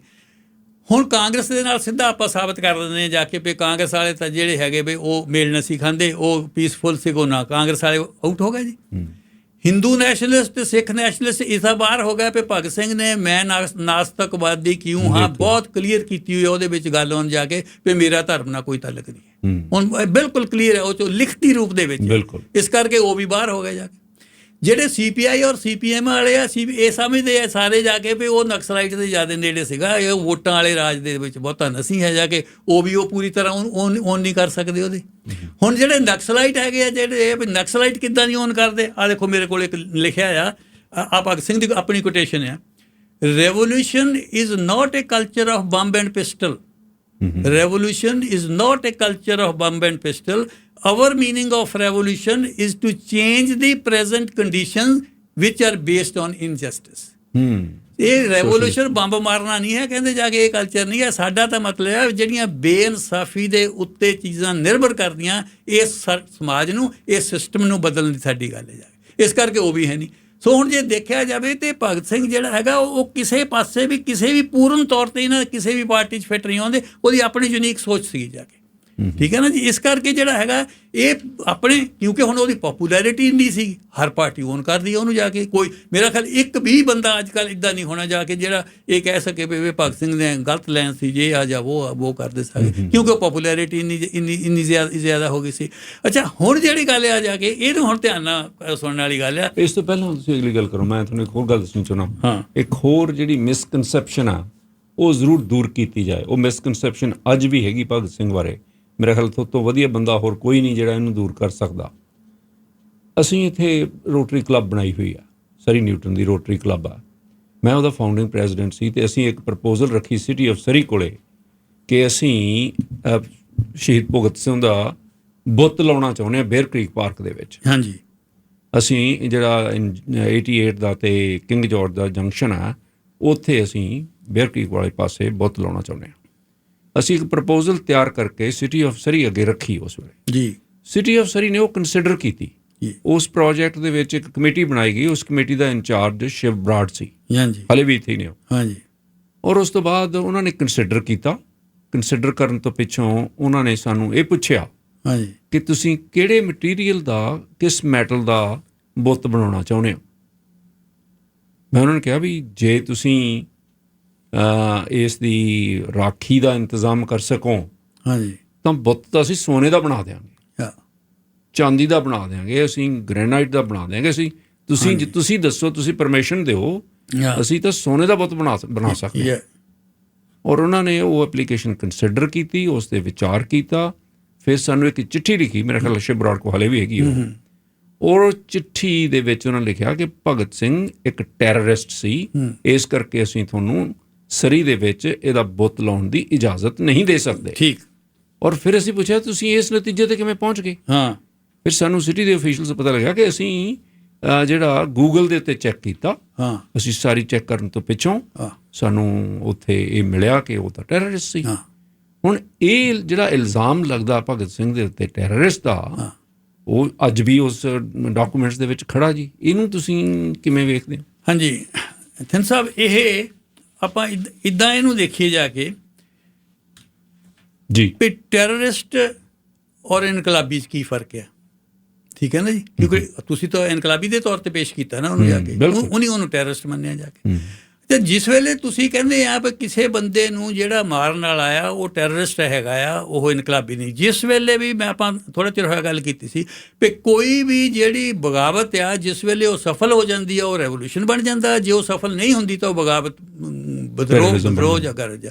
ਜਿਹੜਾ ਟੈਰਰਿਸਟ ਜਿਹੜਾ ਹੈਗਾ, ਜਿਸ ਵੇਲੇ ਉਹ ਚੀਜ਼ ਉਹਦੀ ਸਫਲ ਹੋ ਕੇ ਉਸ ਤਰੀਕੇ ਦੇ ਨਾਲ ਸਫਲ ਹੋ ਜਾਵੇ ਜਾ ਕੇ, ਤਾਂ ਉਹ ਫਿਰ ਜਿਹੜਾ ਇਨਕਲਾਬੀ ਬਣ ਜਾਂਦਾ, ਨਹੀਂ ਤਾਂ ਉਹ ਟੈਰਰਿਸਟ ਹੈ। ਮੈਂ ਹੁਣ ਦੱਸਦਾ ਤੁਹਾਨੂੰ। ਹੁਣ ਜਿਹਨੀ ਤੁਹਾਡੀ ਐਪਲੀਕੇਸ਼ਨ ਰੱਦ ਕੀਤੀ ਇਸ ਕਰਕੇ ਵੀ ਭਗਤ ਸਿੰਘ ਨੇ ਤਾਂ ਬੰਦਾ ਮਾਰਿਆ, ਠੀਕ ਹੈ, ਹੁਣ ਤਾਂ ਬੰਦਾ ਮਾਰਿਆ, ਉਹ ਤਾਂ ਟੈਰਰਿਸਟ ਸੀਗਾ। ਹੁਣ ਇੱਥੇ ਜਿਹੜੇ ਬੰਦੇ ਆਏ ਆ ਉਹ ਉਸੇ ਸਟਰਗਲ ਦੇ ਵਿੱਚ ਪਤਾ ਨਹੀਂ ਕਿੰਨੇ ਕੁ ਜਿਹੜੇ ਹੈਗੇ ਮੂਲ ਵਾਸੀ ਲੋਕ, ਇੱਥੇ ਦੇ ਜਿਹੜੇ ਲੋਕ ਹੈ ਫਸਟ ਨੇਸ਼ਨ ਵਾਲੇ, ਕਿੰਨੇ ਕੁ ਮਾਰੇ ਗਏ ਹੋਣੇ ਆ। ਬਿਲਕੁਲ। ਪਰ ਕਿਉਂਕਿ ਉਹ ਸਫਲ ਹੋ ਗਏ, ਕਬਜ਼ਾ ਕਰ ਲਿਆ, ਨਵਾਂ ਮੁਲਕ ਲੈ ਲਿਆ, ਇਸ ਕਰਕੇ ਉਹ ਹੁਣ ਸਾਰੇ ਟੈਰਰਿਸਟ ਨਹੀਂ ਹੈ ਜਿਨ੍ਹਾਂ ਨੇ ਪਹਿਲਾਂ ਨੂੰ ਇਹਨਾਂ ਨੂੰ ਮਾਰਿਆ ਗੱਲ ਜਾ ਕੇ। ਠੀਕ ਹੈ, ਕਿਉਂ ਟੈਰਰਿਸਟ ਨਹੀਂ ਹੈ? ਕਿਉਂਕਿ ਸਫਲ ਹੋ ਗਏ ਜਾ ਕੇ, ਕੈਨੇਡਾ ਉੱਤੇ ਕਬਜ਼ਾ ਹੋ ਗਿਆ, ਕੈਨੇਡਾ ਤੇ ਇਸ ਵੇਲੇ ਬਾਕੀ ਸਾਰੇ ਰਾਜ ਕਰ ਰਹੇ, ਤੁਸੀਂ ਵੀ ਇੱਥੇ ਬੈਠੇ, ਮੈਂ ਵੀ ਬੈਠੇ ਰਹੇ ਹਾਂ, ਇਸ ਕਰਕੇ ਉਹ ਜਿਹੜੀ ਹੈ ਉਹ ਜਸਟੀਫਾਈਡ ਹੈਗੀ ਹੈ ਗੱਲ। ਸੋ ਉਸ ਵੇਲੇ ਜਿਹੜਾ ਹੈਗਾ ਇਹ ਕਿਹਾ ਜਾਣਾ ਵੀ ਉਹ ਟੈਰਰਿਸਟ ਸੀ, ਉਹ ਇਸ ਐਂਗਲ ਤੋਂ ਸੀ ਕਿਉਂਕਿ ਅੱਜ ਕੱਲ੍ਹ ਜਿਹੜੀ ਹੈਗੀ ਆ ਹੁਣ ਇਹ ਹਵਾ ਇਹ ਚੱਲ ਰਹੀ ਹੈ ਜਾ ਕੇ ਪਹਿਲਾਂ ਜੀ ਪੀਸਫੁਲ ਮੀਨਸ ਦੇ ਨਾਲ, ਪੀਸਫੁਲ ਮੀਨਸ ਦੇ ਨਾਲ ਚੱਲਦੇ ਆ। ਹੁਣ ਜਿਹੜੇ ਬੰਦਿਆਂ ਨੇ ਵੀ ਸਟਰਗਲ ਲੜੀ ਆ, ਚਾਹੇ ਜੇ ਤੁਸੀਂ ਪਿੱਛੇ ਵੀ ਜਾਓਗੇ ਤਾਂ ਸਿੱਖ ਇਤਿਹਾਸ ਦੇ ਵਿੱਚ ਉਹ ਸਾਰੇ ਬੰਦੇ ਟੈਰਰਿਸਟ ਥੋੜ੍ਹੇ ਸੀਗੇ ਜਾ ਕੇ ਜਿਹਨੇ ਲੜੇ ਆ, ਕਿਉਂਕਿ ਸਫਲ ਹੋ ਗਏ ਜਾ ਕੇ। ਉਹ ਤਾਂ ਲਿਬਰੇਟਰ ਸੀਗੇ, ਉਹਨੀ ਤਾਂ ਲਿਬਰੇਸ਼ਨ ਕਰਵਾਈ ਹੈ ਜਾ ਕੇ। ਸੋ ਇਸ ਐਂਗਲ ਤੋਂ ਮੇਰੇ ਖਿਆਲ ਦੇ ਵਿੱਚ ਜਿਹੜਾ ਹੈਗਾ ਕੌਂਸਲ ਦਾ ਇਹ ਫੈਸਲਾ ਠੀਕ ਨਹੀਂ ਸੀ ਹੈ, ਕਿਉਂਕਿ ਉਸ ਵੇਲੇ ਟੈਰਰਿਸਟ ਨਹੀਂ ਹੈ, ਟੈਰਰਿਸਟ ਵਾਲੀ ਗੱਲ ਨਹੀਂ ਹੈ, ਉਹ ਆਜ਼ਾਦੀ ਤਾਂ ਮਿਲ ਗਈ ਉਹਨਾਂ ਨੂੰ। ਹੁਣ ਆਜ਼ਾਦੀ ਕਿੱਦਾਂ ਮਿਲੀ? ਆਜ਼ਾਦੀ ਦੇ ਵਿੱਚ ਕਿਹਦਾ ਰੋਲ ਜ਼ਿਆਦਾ ਆ, ਗਾਂਧੀ ਦਾ ਹੈ ਜਾਂ ਇਹ ਵਾਇਲੈਂਸ ਮੂਵਮੈਂਟ ਦਾ? ਇਹ ਆਪਾਂ ਅੱਗੇ ਗੱਲ ਕਰਦੇ ਹਾਂ ਜੀ। ਤੁਸੀਂ ਉਹ ਨਤਾਰਾ ਕਰਤਾ ਸੀ ਵੀ ਜੇ ਤਾਂ ਉਹ ਤੁਹਾਡੀ ਬਗਾਵਤ ਕਾਮਯਾਬ ਹੋ ਗਈ ਤਾਂ ਰੈਵੋਲੂਸ਼ਨ ਬਣ ਗਿਆ, ਜੇ ਬਗਾਵਤ ਕਾਮਯਾਬ ਨਹੀਂ ਹੋਈ ਤਾਂ ਫਿਰ ਉਹਦੇ ਤਰ੍ਹਾਂ ਦੇ ਨਾਂ ਰੱਖ ਲਏ ਜਾਂਦੇ। ਹੁਣ ਗੱਲ ਜਿਹੜੀ ਹੈਗੀ ਆ ਉਹ ਅੱਗੇ ਆ ਜਾਂਦੀ ਹੈ ਜੀ। ਵੀ ਪਹਿਲਾਂ ਤਾਂ ਆਪਾਂ ਇਹ ਲੈ ਲਈਏ ਜੀ ਵੀ ਭਗਤ ਸਿੰਘ ਦੀ ਫਿਲਾਸਫੀ ਇਹ ਕਰ ਲੈਂਦੇ ਹਾਂ, ਫਿਰ ਗਾਹਾਂ ਰੋਲ ਦੇਖਦੇ ਹਾਂ ਵੀ ਭਗਤ ਸਿੰਘ ਦਾ ਰੋਲ ਕਿੰਨਾ ਕਿਆ, ਉਹਨਾਂ ਦਾ ਕੀ। ਹੁਣ ਥਿੰਨ ਸਾਹਿਬ ਜਿਹੜੀ ਭਗਤ ਸਿੰਘ ਦੀ ਫਿਲਾਸਫੀ ਸੀ ਇਹਨੂੰ ਸਿਰਫ ਸਾਰਾ ਹੀ ਦੇਸ਼ ਭਗਤੀ ਦੇ ਨਾਲ ਜੋੜਿਆ ਜਾਂਦਾ ਕਿ ਜੋ ਦੇਸ਼ ਭਗਤ ਸੀ, ਦੇਸ਼ ਭਗਤ ਦੀ ਆਜ਼ਾਦੀ ਲਈ ਕੰਮ ਕਰਦਾ ਸੀ। ਭਗਤ ਸਿੰਘ ਦੇ ਲਈ ਜਿਹੜੀ ਆਜ਼ਾਦੀ ਸੀਗੀ ਇਹ ਇੱਕ ਐਂਡ ਨਹੀਂ ਹੈ, ਉਹਦੇ ਲਈ ਇੱਕ ਐਂਡ ਦੀ ਪ੍ਰਾਪਤੀ ਦੇ ਲਈ ਮੀਨਸ ਸੀਗਾ। ਉਹ ਇਹ ਸਮਝਦਾ ਸੀ ਵੀ ਅਸੀਂ ਐਂਡ ਸਾਡਾ ਹੋ ਰਿਹਾ, ਐਂਡ ਸਾਡਾ ਹੈਗਾ ਇਨਸਾਨੀਅਤ ਨੂੰ ਬਰਾਬਰੀ ਦੇਣੀ, ਐਂਡ ਹਰ ਕਿਸਮ ਦਾ ਇਨਸਾਫ ਦੇਣਾ, ਲੋਕਾਂ ਨੂੰ ਜਿਹੜੀ ਹੈਗੀ ਆ ਇਕਨੋਮਿਕ ਬਰਾਬਰੀ ਹੋਵੇ, ਸੋਸ਼ਲ ਬਰਾਬਰੀ ਹੋਵੇ, ਇਨਸਾਨ ਨੂੰ ਇਨਸਾਨ ਸਮਝਿਆ ਜਾਵੇ, ਇਸ ਕਿਸਮ ਦੇ ਸਮਾਜ ਦੀ ਸਿਰਜਣਾ ਕਰਨੀ ਹੈ। ਇਹਦੀ ਸਿਰਜਣਾ ਤਾਂ ਹੀ ਹੋ ਸਕਦੀ ਹੈ ਜੇ ਇੱਥੋਂ ਮੁਲਕ ਆਜ਼ਾਦ ਹੋਵੇ ਤਾਂ ਜੀ। ਜੇ ਜਿੰਨੀ ਦੇਰ ਤੱਕ ਫੋਰਨ ਰੂਲ ਇੱਥੇ ਹੈਗਾ ਉਨੀ ਦੇਰ ਤੱਕ ਅਸੀਂ ਉੱਧਰ ਨੂੰ ਜਾ ਨਹੀਂ ਸਕਦੇ। ਸੋ ਭਗਤ ਸਿੰਘ ਦੇ ਲਈ ਜਿਹੜਾ ਨਿਸ਼ਾਨਾ ਸੀਗਾ ਉਹ ਹਿੰਦੁਸਤਾਨ ਦੀ ਆਜ਼ਾਦੀ ਨਿਸ਼ਾਨਾ ਨਹੀਂ ਹੈ, ਇਹ ਸਾਧਨ ਸੀ, ਇੱਕ ਜ਼ਰੀਆ। ਹਾਂ, ਇਹਨੂੰ ਸਮਝਣ ਦੀ ਲੋੜ ਹੈ ਗੱਲ, ਕਿ ਨਹੀਂ ਜੇ ਚੰਗੀ ਤਰ੍ਹਾਂ ਨਾ ਸਮਝਿਆ ਤਾਂ ਹੋਰ ਪਾਸੇ ਨੂੰ ਚੱਲ ਜਾਣੀ ਗੱਲ। ਇਹ ਇੱਕ ਮੀਨਸ ਸੀਗਾ ਲੋਕਾਂ ਨੂੰ ਇਨਸਾਫ ਦਿਵਾਉਣ ਦੇ ਲਈ, ਲੋਕਾਂ ਦੇ ਲਈ ਬਰਾਬਰੀ ਦਿਵਾਉਣ ਦੇ ਲਈ, ਲੋਕਾਂ ਨੂੰ ਸਾਰੀਆਂ ਅਪਰਚੁਨਿਟੀਜ਼ ਦਿਵਾਉਣ ਦੇ ਲਈ, ਇਨਸਾਨ ਨੂੰ ਇਨਸਾਨ ਸਮਝਣ ਦੇ ਲਈ ਇੱਕ ਮੀਨਸ ਸੀਗਾ ਵੀ ਅੰਗਰੇਜ਼ ਇੱਥੋਂ ਜਾਣੇ ਚਾਹੀਦੇ ਆ। ਸੋ ਇਹ ਜਿਹੜਾ ਸੀ ਉਹਨਾਂ ਦੇ ਲਈ ਐਂਡ ਨਹੀਂ ਹੈ, ਉਹਨਾਂ ਦੇ ਲਈ ਮੀਨਸ ਸੀਗਾ ਆਪਣੇ ਉਸ ਨਿਸ਼ਾਨੇ ਤੱਕ ਪਹੁੰਚਣ ਲਈ ਜਿੱਥੇ ਇਨਸਾਨ ਨੂੰ ਸਮਝੇ ਜਾ ਕੇ ਬਰਾਬਰ ਤੇ ਆਵੇ। ਦੂਜੇ ਪਾਸੇ ਗਾਂਧੀ ਉਹਨਾਂ ਲਈ ਇਹ ਐਂਡ ਸੀ, ਗਾਂਧੀ ਉਹਨਾਂ ਲਈ ਸੀ ਮੁਲਕ ਆਜ਼ਾਦ ਹੋ ਜਾਵੇ ਬਸ ਜੀ, ਇਹੀ ਟੀਚਾ ਸੀ। ਗਾਂਧੀ ਉਹਨੇ ਸਾਰੀ ਮੂਵਮੈਂਟ ਕਿਸ ਗੱਲ ਤੇ ਬਿਲਡ ਕੀਤੀ? ਅੰਗਰੇਜ਼ਾਂ ਨੂੰ ਇੱਥੋਂ ਕੱਢਣਾ ਜੀ, ਸਾਰੀ ਮੂਵਮੈਂਟ ਇੱਥੋਂ ਅੰਗਰੇਜ਼ਾਂ ਨੂੰ ਕੱਢਣਾ। ਇਹ ਨੈਸ਼ਨਲ ਮੂਵਮੈਂਟ ਕਰਦੇ ਗੀਤ ਕੀ ਇਹ ਬਣੇ ਹੋ ਸਾਰੇ ਹਿੰਦੁਸਤਾਨ ਛੋੜੋ ਸਭ ਕੁਝ ਕਰੋ, ਇਹਦੇ ਤੇ ਇਹ ਹੋਏ ਸੀ। ਸੋ ਇੱਥੋਂ ਫਰਕ ਸੀ ਗਾਂਧੀ ਉਹਨਾਂ ਦੀ ਇੰਡੀਅਨ ਨੈਸ਼ਨਲ ਕਾਂਗਰਸ ਦੀ ਫਿਲਾਸਫੀ ਦਾ ਤੇ ਭਗਤ ਸਿੰਘ ਉਹਨਾਂ ਦੀ ਫਿਲਾਸਫੀ ਦਾ। ਭਗਤ ਸਿੰਘ ਉਹਨਾਂ ਦੀ ਫਿਲਾਸਫੀ ਦੇ ਲਈ ਹਿੰਦੁਸਤਾਨ ਦੀ ਆਜ਼ਾਦੀ ਐਂਡ ਨਹੀਂ ਹੈ, ਇੱਕ ਮਨੁੱਖ ਦੀ ਟੋਟਲ ਲਿਬਰੇਸ਼ਨ ਦੇ ਲਈ ਇੱਕ ਮੀਨਸ ਆ, ਉਹ ਸਾਧਨ ਹੈ ਇੱਕ ਉੱਥੇ ਜਾਣ ਦਾ। ਸਮਝ ਗਏ? ਇਸ ਕਰਕੇ ਉਹਨੇ ਉਹਦੇ ਲਈ ਕੰਮ ਕੀਤਾ, ਇਹਦੇ ਤੇ ਕੰਮ ਹੋਇਆ। ਹੁਣ ਜਿਹੜੀ ਅਗਲੀ ਗੱਲ ਆਉਂਦੀ ਆ ਵੀ ਰੋਲ ਕਿਹਦਾ ਜ਼ਿਆਦਾ ਹੈ ਜੀ। ਹੁਣ ਬਹੁਤੇ ਬੰਦੇ ਇਹ ਸਮਝਦੇ ਜਾ ਕੇ ਜੀ ਵੀ ਜਿਹੜਾ ਹੈਗਾ ਇੰਡੀਅਨ ਨੈਸ਼ਨਲ ਕਾਂਗਰਸ, ਬਹੁਤੇ ਕਿ ਨੇੜੇ ਤੇੜੇ ਸਾਰੇ ਸਮਝਦੇ ਆ ਵੀ ਮੁਲਕ ਨੂੰ ਆਜ਼ਾਦ ਜਿਹੜਾ ਕਰਵਾਇਆ ਉਹ ਨੈਸ਼ਨਲ ਕਾਂਗਰਸ ਨੇ ਕਰਵਾਇਆ। ਠੀਕ ਹੈ, ਮੈਂ ਵੀ ਇਹੀ ਸਮਝਦਾ। ਮੈਂ ਇੱਦਾਂ ਸਮਝਦਾ ਵੀ ਜਿਹੜੇ ਬੰਦਿਆਂ ਨੇ ਹਿੰਦੁਸਤਾਨ ਦੀ ਆਜ਼ਾਦੀ ਲਈ ਕੰਮ ਕੀਤਾ ਉਹਨਾਂ ਦੇ ਵਿੱਚੋਂ ਮੇਨ ਸਟਰੀਮ ਜਿਹੜੀ ਸੀ ਉਹ ਕਾਂਗਰਸ ਸੀ। ਰੋਲ ਬਹੁਤਿਆਂ ਨੇ ਅਦਾ ਕੀਤਾ ਇਹਦੇ ਵਿੱਚ। ਇਹਦੇ ਵਿੱਚ ਸੁਭਾਸ਼ ਚੰਦਰ ਬੋਸ ਦਾ ਵੀ ਰੋਲ ਹੈ, ਇਹਦੇ ਵਿੱਚ ਆਪਣੇ ਭਗਤ ਸਿੰਘ ਉਹਨਾਂ ਦੀ ਪਾਰਟੀ ਦਾ ਵੀ ਰੋਲ ਹੈ, ਇਹਦੇ ਵਿੱਚ ਜਾ ਕੇ ਨੇਵੀ ਦੀ ਬਗਾਵਤ ਦਾ ਵੀ ਰੋਲ ਹੈ, ਇਹਦੇ ਵਿੱਚ ਗਦਰ ਪਾਰਟੀ ਨੇ ਵੀ ਆਪਣਾ ਰੋਲ ਅਦਾ ਕੀਤਾ। ਸਾਰਿਆਂ ਅਦਾਰਿਆਂ ਨੇ ਜਿਨ੍ਹਾਂ ਨੇ ਵੀ ਅੰਗਰੇਜ਼ਾਂ ਨੂੰ ਆਪਣੇ ਹਿਸਾਬ ਨਾਲ ਸੱਟ ਮਾਰੀ, ਚਾਹੇ ਉਹਨੀ ਵਾਇਲੈਂਸ ਸੱਟ ਮਾਰੀ ਚਾਹੇ ਪੀਸਫੁਲੀ ਸੱਟ ਮਾਰੀ, ਉਹਨਾਂ ਸਾਰਿਆਂ ਦਾ ਰੋਲ ਹੈ, ਉਹ ਸਾਰਿਆਂ ਦਾ ਰੋਲ ਹੈ। ਹੁਣ ਪਰ ਇਹਦੇ ਠੀਕ ਹੈ ਵੀ ਜਿਹੜਾ ਮੇਨ ਸਟਰੀਮ ਸੀ ਸਟਰਗਲ ਦਾ ਉਹ ਕਾਂਗਰਸ ਦੇ ਹੱਥ ਵਿੱਚ ਰਿਹਾ ਜਾ ਕੇ। ਇਵੈਂਚੁਅਲੀ ਉੱਥੇ ਜਿਸ ਵੇਲੇ ਪਾਰਟੀ ਦੇ ਵਿੱਚ ਆਪਣੇ ਹੈਂਡਓਵਰ ਹੋਇਆ ਵੀ ਤਾਂ ਉਸ ਵੇਲੇ ਕਾਂਗਰਸ ਨਾਲ ਗੱਲ ਹੋਈ ਜਾ ਕੇ। ਹੁਣ ਸਿੰਘ ਸਾਹਿਬ ਆਹ ਜਿਹੜੀ ਮੈਂ ਗੱਲ ਕਰਨ ਲੱਗਾ ਇਹ ਜ਼ਰਾ ਸਾਰੇ ਧਿਆਨ ਨਾਲ ਸੁਣਨ ਵਾਲੀ ਗੱਲ ਹੈ। ਹੁਣ ਜਿਹੜੀ ਹਿੰਦੁਸਤਾਨ ਦੀ ਆਜ਼ਾਦੀ ਸੀਗੀ, ਹਿੰਦੁਸਤਾਨ ਦੀ ਦੇਖੋ 1914 ਦੀ ਲੜਾਈ ਸੀ, ਉਹ ਤੋਂ ਬਾਅਦ ਇਹ ਗੱਲ ਕਲੀਅਰ ਹੋ ਗਈ ਸੀ ਕਿ ਬਸਤੀਵਾਦ ਦਾ ਟਾਈਮ ਖਤਮ ਹੋ ਗਿਆ। ਜਿੱਦਾਂ ਹੁਣ 18ਵੀਂ ਔਰ 19ਵੀਂ ਸਦੀ ਜਿਹੜੀ ਸੀਗੀ ਇਹ ਸਦੀ ਕਲੋਨੀਅਲਿਜ਼ਮ ਦੀ ਸਦੀ ਸੀ। ਇਹ ਜਿਹੜੀ ਸੀ ਇੰਪੀਰੀਅਲਿਜ਼ਮ ਦੀ ਟਾਈਮ ਸੀਗਾ ਜਦੋਂ ਉਹਨੇ ਦੂਜਿਆਂ ਮੁਲਕਾਂ ਤੇ ਜਾ ਕੇ ਕਬਜ਼ੇ ਕੀਤੇ ਔਰ ਉਹਨਾਂ ਨੂੰ ਆਪਣੇ ਅਧੀਨ ਕੀਤਾ, ਜਿਹਦੇ ਵਿੱਚ ਹਿੰਦੁਸਤਾਨ ਵੀ ਹੈ, ਹੋਰ ਵੀ ਦੁਨੀਆ ਦੇ ਬਹੁਤ ਮੁਲਕ ਹੈਗੇ, ਯੂਰਪ ਦੇ, ਫਰਾਂਸ ਨੇ, ਪੁਰਤਗਾਲ ਨੇ, ਇੰਗਲੈਂਡ ਨੇ ਕੀਤੇ ਕਬਜ਼ੇ। ਹੁਣ ਇਸ ਜਿਹੜੀ 20ਵੀਂ ਸਦੀ ਸੀ, 18ਵੀਂ ਔਰ 19ਵੀਂ ਸਦੀ ਜਿਹੜੀ ਸੀ ਕਲੋਨੀਅਲਿਜ਼ਮ ਦੀ ਸੀ, 20ਵੀਂ ਸਦੀ ਕਲੋਨੀਅਲਿਜ਼ਮ ਦੀ ਆਜ਼ਾਦੀ ਦੀ ਸਦੀ ਸੀਗੀ, ਉਹ ਖਤਮ ਹੋਣੀ ਸ਼ੁਰੂ ਹੋ ਗਈ ਸੀ। ਇਹ ਸਾਰੇ ਜਿਹੜੇ ਵੀ ਬੰਦੇ ਥੋੜ੍ਹੇ ਜਿਹੇ ਸਮਝ ਰੱਖਦੇ ਸੀ ਉਹਨਾਂ ਨੂੰ ਪਤਾ ਇਸ ਗੱਲ ਦਾ ਲੱਗ ਗਿਆ ਸੀਗਾ ਜਾ ਕੇ ਵੀ ਇਹ ਜਿਹੜਾ ਹੁਣ ਐਂਡ ਹੈ, ਇਹ ਹੁਣ ਗਾਹਾਂ ਕਬਜ਼ੇ ਹੋਣੇ ਨਹੀਂ, ਜਿਹੜੇ ਹੋਏ ਵੀ ਆ ਉਹ ਮੁਲਕ ਹੁਣ ਆਜ਼ਾਦ ਹੋ ਜਾਣੇ ਆ, ਇਹ ਸਾਰਿਆਂ ਨੂੰ ਪਤਾ ਸੀ ਜਾ ਕੇ। ਹੁਣ ਇੱਥੇ ਇਹ ਗੱਲ ਨੋਟ ਕਰਨ ਵਾਲੀ ਗੱਲ ਹੈਗੀ ਹੈ ਜਾ ਕੇ ਵੀ ਅੰਗਰੇਜ਼ਾਂ ਨੂੰ ਪਤਾ ਸੀ ਵੀ ਸਾਡੇ ਹੱਥੋਂ ਜਿਹੜੀ ਹੈਗੀ ਇਹ ਪਾਵਰ ਜਾਣੀ ਆ, ਹਿੰਦੁਸਤਾਨ 'ਚ ਨਹੀਂ ਜਾਣੀ, ਬਾਕੀ ਮੁਲਕਾਂ ਦੇ ਵਿੱਚ ਵੀ ਚਲੇ ਜਾਣੀ ਹੈ। ਇੱਕ ਟਾਈਮ ਸੀ ਜਦੋਂ ਅੰਗਰੇਜ਼ਾਂ ਦਾ ਸੂਰਜ ਨੂੰ ਸੀ ਡੁੱਬਦਾ ਹੁੰਦਾ ਸਾਰਾ, ਉਹ ਜਾ ਰਿਹਾ ਸੀਗਾ। ਹੁਣ ਉਹਨਾਂ ਦੇ ਮੋਹਰੇ ਦੋ ਟੀਚੇ ਸੀ ਉਸ ਵੇਲੇ। ਇੱਕ ਸੀਗੀ ਉਹਨਾਂ ਦੇ ਵਿੱਚ ਹਥਿਆਰਬੰਦੀ ਲੋਕ ਕਰ ਰਹੇ ਸੀਗੇ, ਭਗਤ ਸਿੰਘ ਉਹਨਾਂ ਦੇ ਬੰਦੇ ਸੀਗੇ ਇਸ ਕਿਸਮ ਨਾਲ ਸੋਚ ਵਾਲੇ ਬੰਦੇ ਸੀ। ਦੂਜੇ ਸੀਗੇ ਗਾਂਧੀ ਵਾਲੇ ਵੀ ਪੀਸਫੁਲੀ ਸਾਰਾ ਕਰ ਲਓ ਜਾ ਕੇ, ਠੀਕ ਹੈ। ਹੁਣ ਜਿਹੜੀ ਉਸ ਵੇਲੇ ਦੀ ਸਟਰਗਲ ਹੈਗੀ ਆ, ਉਸ ਵੇਲੇ ਦੀ ਸਟਰਗਲ ਇਹ ਹੈਗੀ ਆ, ਅੰਗਰੇਜ਼ਾਂ ਨੂੰ ਪਤਾ ਸੀ ਇਸ ਗੱਲ ਦੇ ਉੱਤੇ ਵੀ ਇਹ ਜਿਹੜਾ ਹੈਗਾ ਮੁਲਕ ਛੱਡਣਾ ਹੀ ਛੱਡਣਾ ਹੈ, ਇਹ ਮੁਲਕ ਛੱਡਣਾ ਹੀ ਛੱਡਣਾ, ਬਸਤੀਵਾਦ ਦਾ ਅੰਤ ਹੈਗਾ ਹੀ ਹੈਗਾ, ਬਸਤੀਵਾਦ ਦਾ ਅੰਤ ਹੋਣਾ ਜਿਹੜਾ ਹੈਗਾ, ਇਹ ਉਸ ਗੱਲ ਦੇ ਵਿੱਚ ਪਤਾ ਸੀਗਾ। ਹੁਣ ਜਿੱਥੇ ਅਸੀਂ ਇਹ ਕਹਿੰਦੇ ਹਾਂ ਜੀ ਵੀ ਸ਼ਾਂਤਮਈ ਸੱਤਿਆਗ੍ਰਹਿ ਨੇ ਆਜ਼ਾਦੀ ਦਵਾਈ, ਉਹਦੇ ਵਿੱਚ ਗਾਂਧੀ ਦਾ ਰੋਲ ਆ, ਉਹਦੇ ਵਿੱਚ ਕਾਂਗਰਸ ਦਾ ਵੀ ਰੋਲ ਆ। ਹੁਣ ਮੈਂ ਐਡ ਕਰਾਂ ਉਹਦੇ ਵਿੱਚ ਬ੍ਰਿਟਿਸ਼ ਸਰਕਾਰ ਦਾ ਵੀ ਰੋਲ ਆ। ਕਿਵੇਂ? ਉਹਦੇ ਵਿੱਚ ਇਹ ਆ ਵੀ ਬ੍ਰਿਟਿਸ਼ ਸਰਕਾਰ ਨੇ ਜਿੱਦਾਂ ਦੂਜੀਆਂ ਮੂਵਮੈਂਟਾਂ ਨੂੰ ਕ੍ਰਸ਼ ਕੀਤਾ, ਇਹਨੂੰ ਕ੍ਰਸ਼ ਨਹੀਂ ਕੀਤਾ ਉਹਨੇ। ਇਸ ਮੂਵਮੈਂਟ ਨੂੰ ਕ੍ਰਸ਼ ਨਹੀਂ ਕੀਤਾ ਉਹਨੇ। ਇਸ ਮੂਵਮੈਂਟ ਨੂੰ ਇੰਨੇ ਵੇ ਇਹ ਵੀ ਕਹਿ ਸਕਦੇ ਹਾਂ ਬੜਾਵਾ ਦਿੱਤਾ ਥੋੜ੍ਹਾ ਜਿਹਾ। ਗਾਂਧੀ ਨੂੰ ਬਿਲਡ ਕੀਤਾ ਥੋੜ੍ਹਾ ਜਿਹਾ ਉਹਨੇ ਜਾ ਕੇ, ਕਾਂਗਰਸ ਨੂੰ ਬਿਲਡ ਕੀਤਾ ਜਾ ਕੇ। ਇੱਕ ਵਾਰ ਮਹਾਤਮਾ ਗਾਂਧੀ ਤੋਂ ਇੱਕ ਵਾਰ ਉਹਨੇ ਪੁੱਛਿਆ ਕਿਸੇ ਨੇ ਵੀ ਤੁਹਾਡੀ ਜਿਹੜੀ ਇਹ ਮੂਵਮੈਂਟ ਆ ਨੌਨ ਵਾਇਲੈਂਸ ਦੀ, ਇਹ ਸਫਲ ਹੋ ਜਾਊਗੀ? ਉਹ ਕਹਿੰਦੇ ਹੋ ਜਾਊਗੀ ਸਫਲ। ਉਹਨੇ ਕਿਹਾ ਕਿੱਦਾਂ ਸਫਲ ਹੋ ਜਾਊਗੀ? ਉਹ ਕਹਿੰਦੇ ਇਸ ਕਰਕੇ ਸਫਲ ਹੋ ਜਾਊਗੀ ਵੀ ਜਿਨ੍ਹਾਂ ਦੇ ਖਿਲਾਫ ਸਾਡੀ ਮੂਵਮੈਂਟ ਆ ਉਹ ਬੜੇ ਸਿਵਲਾਈਜ਼ਡ ਬੰਦੇ ਆ, ਉਹਨਾਂ ਤੇ ਅਸਰ ਹੁੰਦਾ ਇਸ ਗੱਲ ਦਾ। ਜਦ ਮੈਂ ਵਰਤ ਵੀ ਰੱਖਦਾ ਉਹਨਾਂ ਤੇ ਅਸਰ ਹੁੰਦਾ, ਉਹ ਅਪਸੈਟ ਹੋ ਜਾਂਦੇ ਆ ਜਿਸ ਵੇਲੇ ਮੈਂ ਵਰਤ ਰੱਖ ਦਿੰਦਾ। ਉਹਨਾਂ ਨੂੰ ਇਹ ਹੋ ਜਾਂਦਾ ਜਾ ਕੇ ਵੀ ਇਹ ਕੀ ਹੋ ਗਿਆ ਜਾ ਕੇ। ਸੋ ਉਹਨੇ ਉਸ ਮੂਵਮੈਂਟ ਨੂੰ ਉੱਦਾਂ ਕ੍ਰਸ਼ ਨਹੀਂ ਕੀਤਾ ਜਿੱਦਾਂ ਉਹ ਦੂਜੀਆਂ ਮੂਵਮੈਂਟਾਂ ਨੂੰ ਕ੍ਰਸ਼ ਕਰਦੇ ਸੀਗੇ। ਉਹਨੇ ਇੰਨੇ ਵੇ ਬਹੁਤ ਮਾਈਲਡਲੀ ਇਹਨੂੰ ਲਿਆ, ਇਸ ਮੂਵਮੈਂਟ ਨੂੰ ਉੱਦਾਂ ਨਹੀਂ। ਹੁਣ ਜਿਹੜਾ ਇਹ ਕਹੀ ਜਾਂਦੇ ਆ ਆਮ, ਹੁਣ ਇਹ ਧਾਰਨਾ ਸਾਰੀ ਦੁਨੀਆ 'ਚ ਬਣੀ ਹੋਈ ਆ ਵੀ ਜੀ ਪੀਸਫੁਲ ਮੂਵਮੈਂਟ ਨੂੰ ਕ੍ਰਸ਼ ਕਰਨਾ ਬਹੁਤ ਔਖਾ। ਇਹ ਕਿਹਾ ਜਾਂਦਾ ਪੀਸਫੁਲ ਨੂੰ ਬਹੁਤ ਔਖਾ ਹੈ। ਪੀਸਫੁਲ ਮੂਵਮੈਂਟ ਨੂੰ ਕ੍ਰਸ਼ ਕਰਨਾ ਉਸ ਵੇਲੇ ਔਖਾ ਆ ਜਿਸ ਵੇਲੇ ਉਹ ਵਾਈਡ ਸਪਰੈਡ ਹੋ ਜਾਵੇ। ਇਨੀਸ਼ੀਅਲ ਸਟੇਜ ਦੇ ਉੱਤੇ ਔਖਾ ਨਹੀਂ ਹੁੰਦਾ ਉਹਨੂੰ ਕ੍ਰਸ਼ ਕਰਨਾ, ਉਹਨੂੰ ਸੌਖਾ ਹੁੰਦਾ ਸਗੋਂ ਇਨੀਸ਼ੀਅਲ ਸਟੇਜ ਦੇ ਉੱਤੇ ਜੇ ਤੁਸੀਂ ਪੈਂਦੀ ਨੂੰ ਦੱਬ ਦਿਓ।